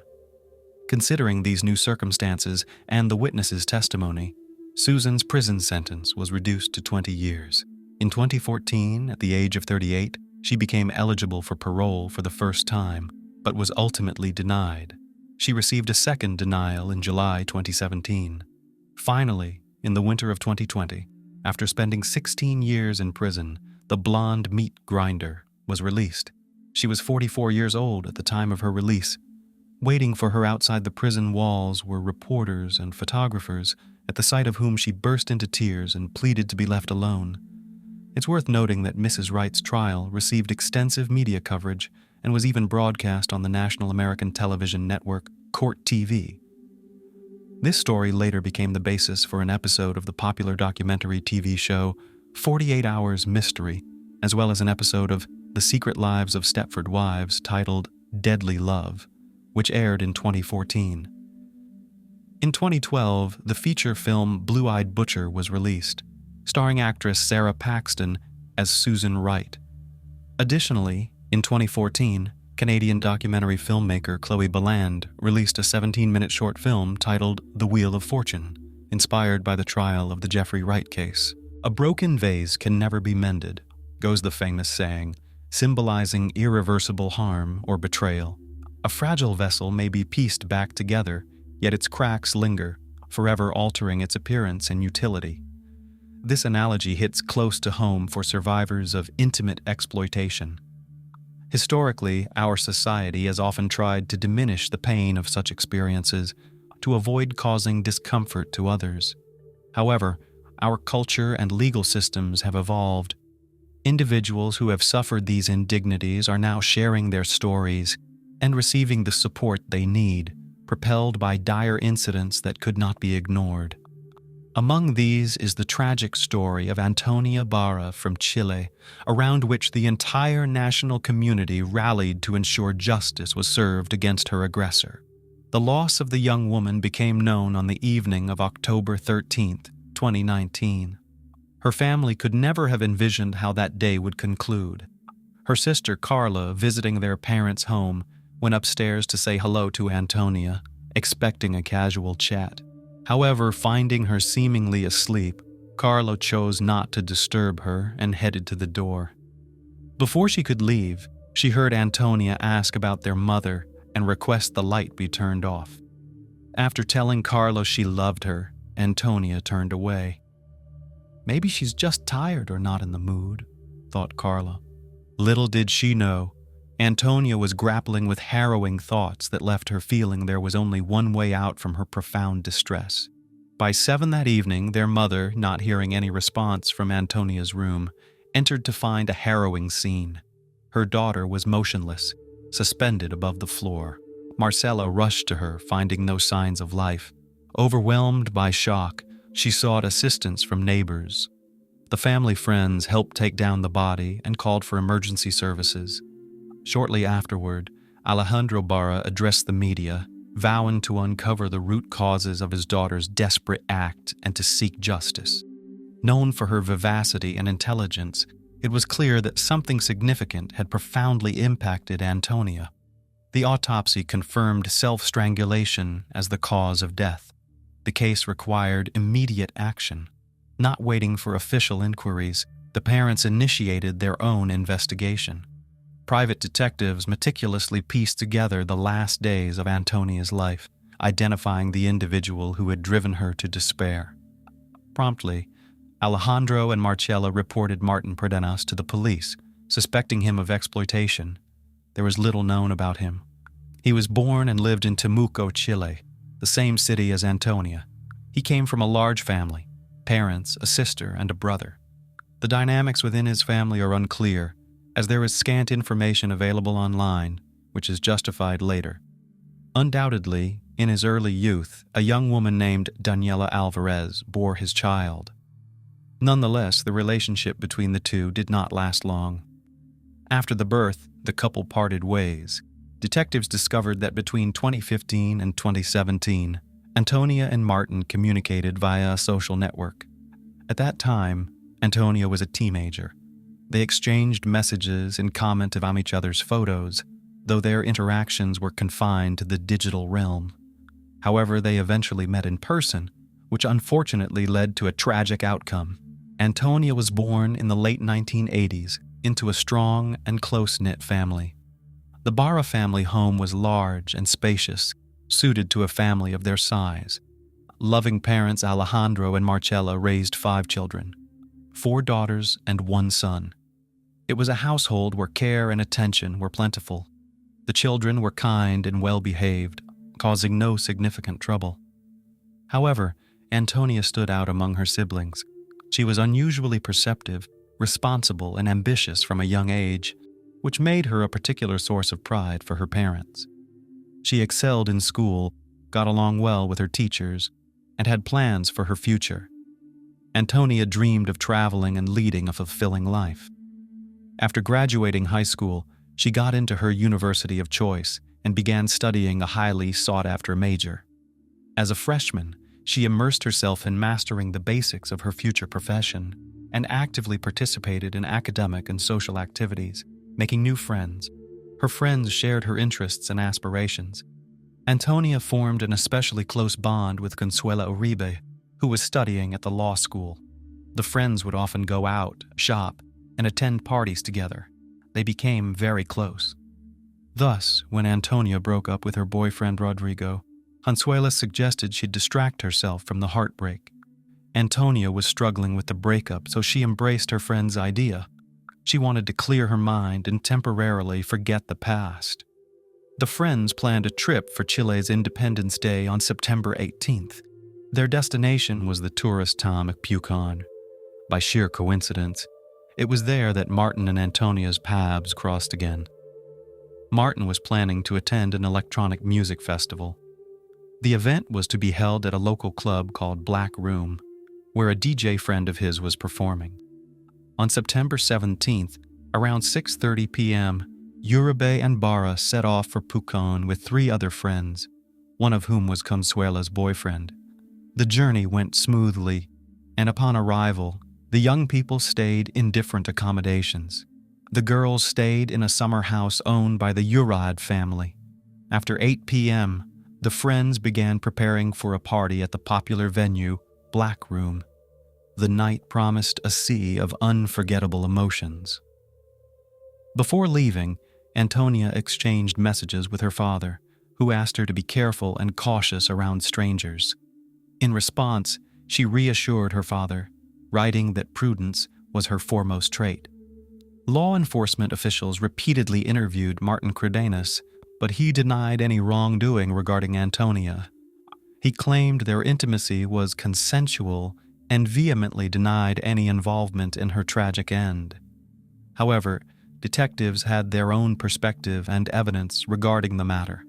During the investigation, it was established that Martin left Temuco on September 17th around noon, accompanied by friends. They planned to return the next day. Upon reaching their destination, the group held a party at a rented house, filled with conversation, jokes, and of course, alcohol. Meanwhile, Antonia and Consuela got ready and headed to the club. There, they ordered a table, food, and drinks. The friends enjoyed themselves, chatting and dancing extensively. Needless to say, the Black Room Club became the venue for the young people's unexpected reunion. The chance meeting delighted them, and the man and woman spent the evening together, chatting and dancing. It was clear they were fond of each other. Antonia occasionally left him to return to her friend, who was also enjoying herself, and to greet the male acquaintances with whom she had traveled.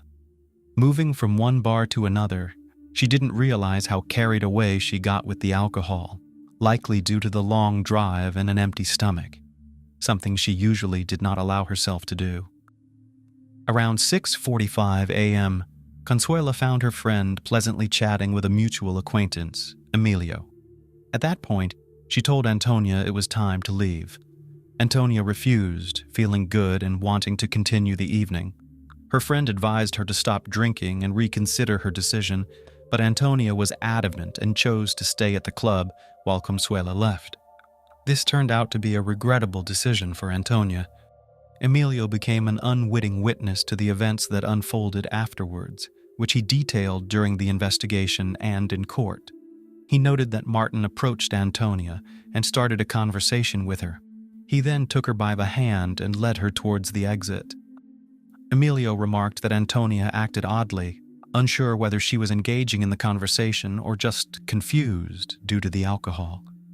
Nevertheless, it seemed she did not mind being led away, or perhaps she was unaware of it. Emilio assumed that the man had invited her to join him, and she agreed. Nonetheless, external surveillance footage told a different story. Martin's friends recounted that they left the club in 2 cars, but there was no room for the pair in either vehicle. Therefore, they proceeded on foot. Along the way, they came across a store. Surveillance footage made it clear that the man coerced the woman into entering. She could barely stand and was unable to resist. Martin, slightly more sober, was able to somewhat control the situation. Throughout the night, they were captured on camera several times. Along the way, Cardenas was overly affectionate and tried to kiss his companion, who did not reciprocate and tried to pull away. Upon entering the rented house, none of his friends paid much attention to the woman. Only 19-year-old Barbara, who had joined recently and hadn't been drinking, noticed that the couple was intoxicated. Afterward, they went upstairs. Around 9 a.m., Consuela received a voice message from her friend. Initially, she couldn't make out what was being said. After listening more carefully, she understood a few words. Antonia was pleading to be picked up. Since her friend didn't know her exact location, she used GPS to find it. Consuela, accompanied by her boyfriend Jose, went to the designated location. Upon entering the house, they were met by a naked Martin, who was covering himself with a pillow. When Consuela asked him where her friend was, he claimed he didn't know. They found Barra in one of the upstairs rooms, lying on a bed in her underwear, quietly crying. Jose picked her up and carried her to the car. Consuela asked what had happened, but Antonia could only cry. The young couple tried to console her, hugging and attempting to engage her in conversation. Back at the summer house, Antonia confessed everything. Martin had exploited her against her will, and she felt powerless to stop it. Her memories were hazy. She couldn't recall much, but one thing was clear. He had wronged her. This occurred when they went upstairs. Afterwards, he left her alone and disappeared. Upon hearing about the incident, Jose and Consuela insisted that Antonia report the scoundrel to the police and seek justice. However, she refused, fearing that her parents and the public would find out. She chose to quietly endure the trauma and try to recover on her own. She asked them to tell no one about the incident. During this heartfelt conversation, Antonia received a message from her father asking how she was doing and joking about whether she had been drinking too much. To avoid arousing suspicion, she tried to respond in her usual manner, thereby inadvertently highlighting her own intentions. The next day, Antonia met with Martin to talk. However, he was dismissive and arrogant. He insisted that the events of the previous night had been consensual. At that point, Antonia realized that she would not hear the truth or receive an apology. She knew she had to try to move on. Later, psychotherapists invited to the court hearing will explain that at the time, Antonia was experiencing intimacy trauma syndrome.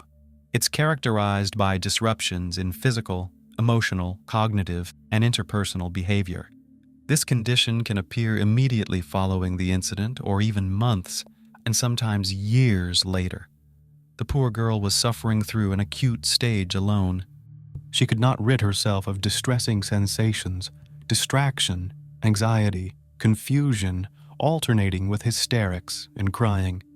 She undoubtedly felt a compulsive desire to cleanse herself, experiencing bouts of nausea or even vomiting. For 3 weeks, Barra kept silent and tried to behave as usual. A childhood friend confessed that she noticed nothing unusual about her. However, her classmates could not overlook the memory impairments and disorganization associated with the syndrome. One of them remarked on her declining academic performance, which was very uncharacteristic of the once disciplined student. When asked what was the cause, Antonia cited poor health. It should be noted that a large number of witnesses came to the girl's defense during the trial: friends, acquaintances, and classmates. But what was the turning point in making a fateful decision? Perhaps Antonia would have remained alive, sought professional help over time, had it not been for a series of events. Somehow, her terrible secret became known to an ex-boyfriend. However, the information reached him in a very unflattering form, which he hurried to report. The girl replied that she was not at fault for what had happened. The information he had was a gross exaggeration. Then Rodrigo did not believe her. Moreover, the day before the incident, Martin called. It is unclear what the conversation between them entailed, possibly threats from his side. One thing is clear: the next day the girl was gone. A few hours before her death, she sent a farewell message to her boyfriend, and in a family chat, she shared a childhood video. In it, Antonia was dancing and laughing joyfully, showing how much she missed her former self. She could not return to her previous way of life, thoughts, and actions. This tragedy made a deep impression. Thanks to Alejandro finding the strength to share his daughter's story nationwide, her tragedy resonated with the public. Antonia's name was written on posters, in social media hashtags, even on building walls. Public support had an incredible result. In less than a week, women came forward with similar claims against Pradenas. 6 new charges were filed against his name, reporting actions he took from 2010 to 2019. The man turned out to be a criminal and was taken into custody. Concurrently, Martin's family petitioned to protect their personal information, which had leaked online. The family asserted that their constitutional right to honor and respect for private life was violated, citing numerous insults, aggressive messages, and fake information online. In these actions, the Pradenas family suspected, including the Barra family.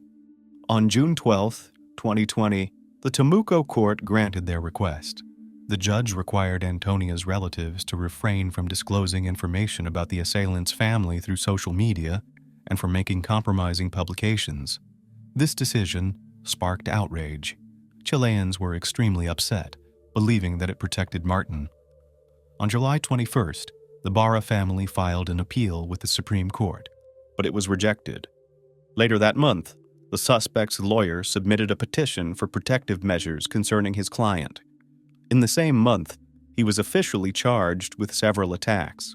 Public outcry was gaining momentum. In Chile, the investigation became known as the Antonia case, a symbol of justice restoration for victims of violence. Many women, after many years, dared to come forward about their experiences. On July 22nd, an unexpected event occurred. The court changed the previously decided preventive measure from detention to house arrest. Martin Pradenas was effectively set free. At the same time, the judge explained that this in no way summarizes the presumed punishment. Meanwhile, the prosecutor charged Martin with 5 instances of misconduct, but the court only acknowledged 2. Massive protests swept across the country. Thousands of people took to the streets, outraged by the cessation of investigations regarding certain facts and the decision on house arrest. The authorities supported the citizens by sending a request to the appeals court. The judiciary responded immediately. It revoked the selected preventive measure and took Martin into custody. The same court later eliminated the statute of limitations for 2 cases of intimate violence. Concurrently, Alejandro, along with feminist organizations, worked on drafting a bill that would establish punishments for such crimes. He emphasized that no one should remain indifferent when a woman is led away by a man without resisting, especially while intoxicated. Barra stressed the importance of taking necessary measures in such cases, as this state makes a woman a potential victim. The investigation continued. In February 2021, Martin's phone was found. Forensic analysis revealed it contained photos in which the accused displayed women's underwear. He was clearly proud of his conquests and apparently kept account. The police report ran nearly 400 pages, including statements from victims and witnesses, people close to both Martin and Antonia, and those who had known them since childhood. The accused's childhood teacher recounted that Fredenis was a smart and cheerful child, but was very interested in topics related to intimacy. Some women recalled that when they were little, he touched them. At the time, however, no one thought much of it, as they were all children. On June 14, 2022, the criminal court in Temuco commenced its hearings, which were expected to last over a month. During this period, the prosecution presented a series of evidence, expert testimonies, and witness statements. The disclosed video footage clearly showed that Antonia was unable to control the situation. On August 26th, Martin was sentenced to 20 years of imprisonment for crimes against intimacy and acts of intimacy-related aggression. On December 29th, the Supreme Court accepted the defense's appeal, disagreeing with the verdict. A new trial was scheduled for spring 2023. Meanwhile, the efforts of the Barra family have an effect. The drafting of Antonia's law began, enhancing existing legislation to ensure that anyone committing an act of violence that pushed the victim to end their own life would be inevitably punished with imprisonment. On March 16th, the defendant's legal team resigned, and his case was taken over by public defense. Finally, on April 24, 2024, the second trial commenced for 5 cases of violence and 2 cases of forcible intimacy. During this time, Fredenis waived his right to remain silent and explained the events. He claimed that his crimes were committed under severe alcohol intoxication, to which the prosecutor responded that by drinking with the women, he made the victims vulnerable. On July 7, 2023, the man was found guilty. The federal prosecution demanded a sentence of 41 years in prison. On July 28, 2023, 31-year-old Martin Fredenis was sentenced to 17 years in prison for 7 intimacy-related offenses committed against 6 victims. Considering the time already spent in custody, he would serve 14 years. The tragedy that befell Antonia Barra helped expose a dangerous offender. It's unknown how many more innocent women might have suffered from his actions. The line between harassment and flirtation is very thin. One can never be prepared for someone deciding to cross that perilous line. However, the societal changes that have occurred have altered the perception of victims of violence.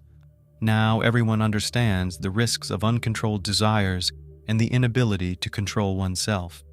Ultimately, the body and soul of another person are as fragile as a crystal vase, thus precious and inviolable.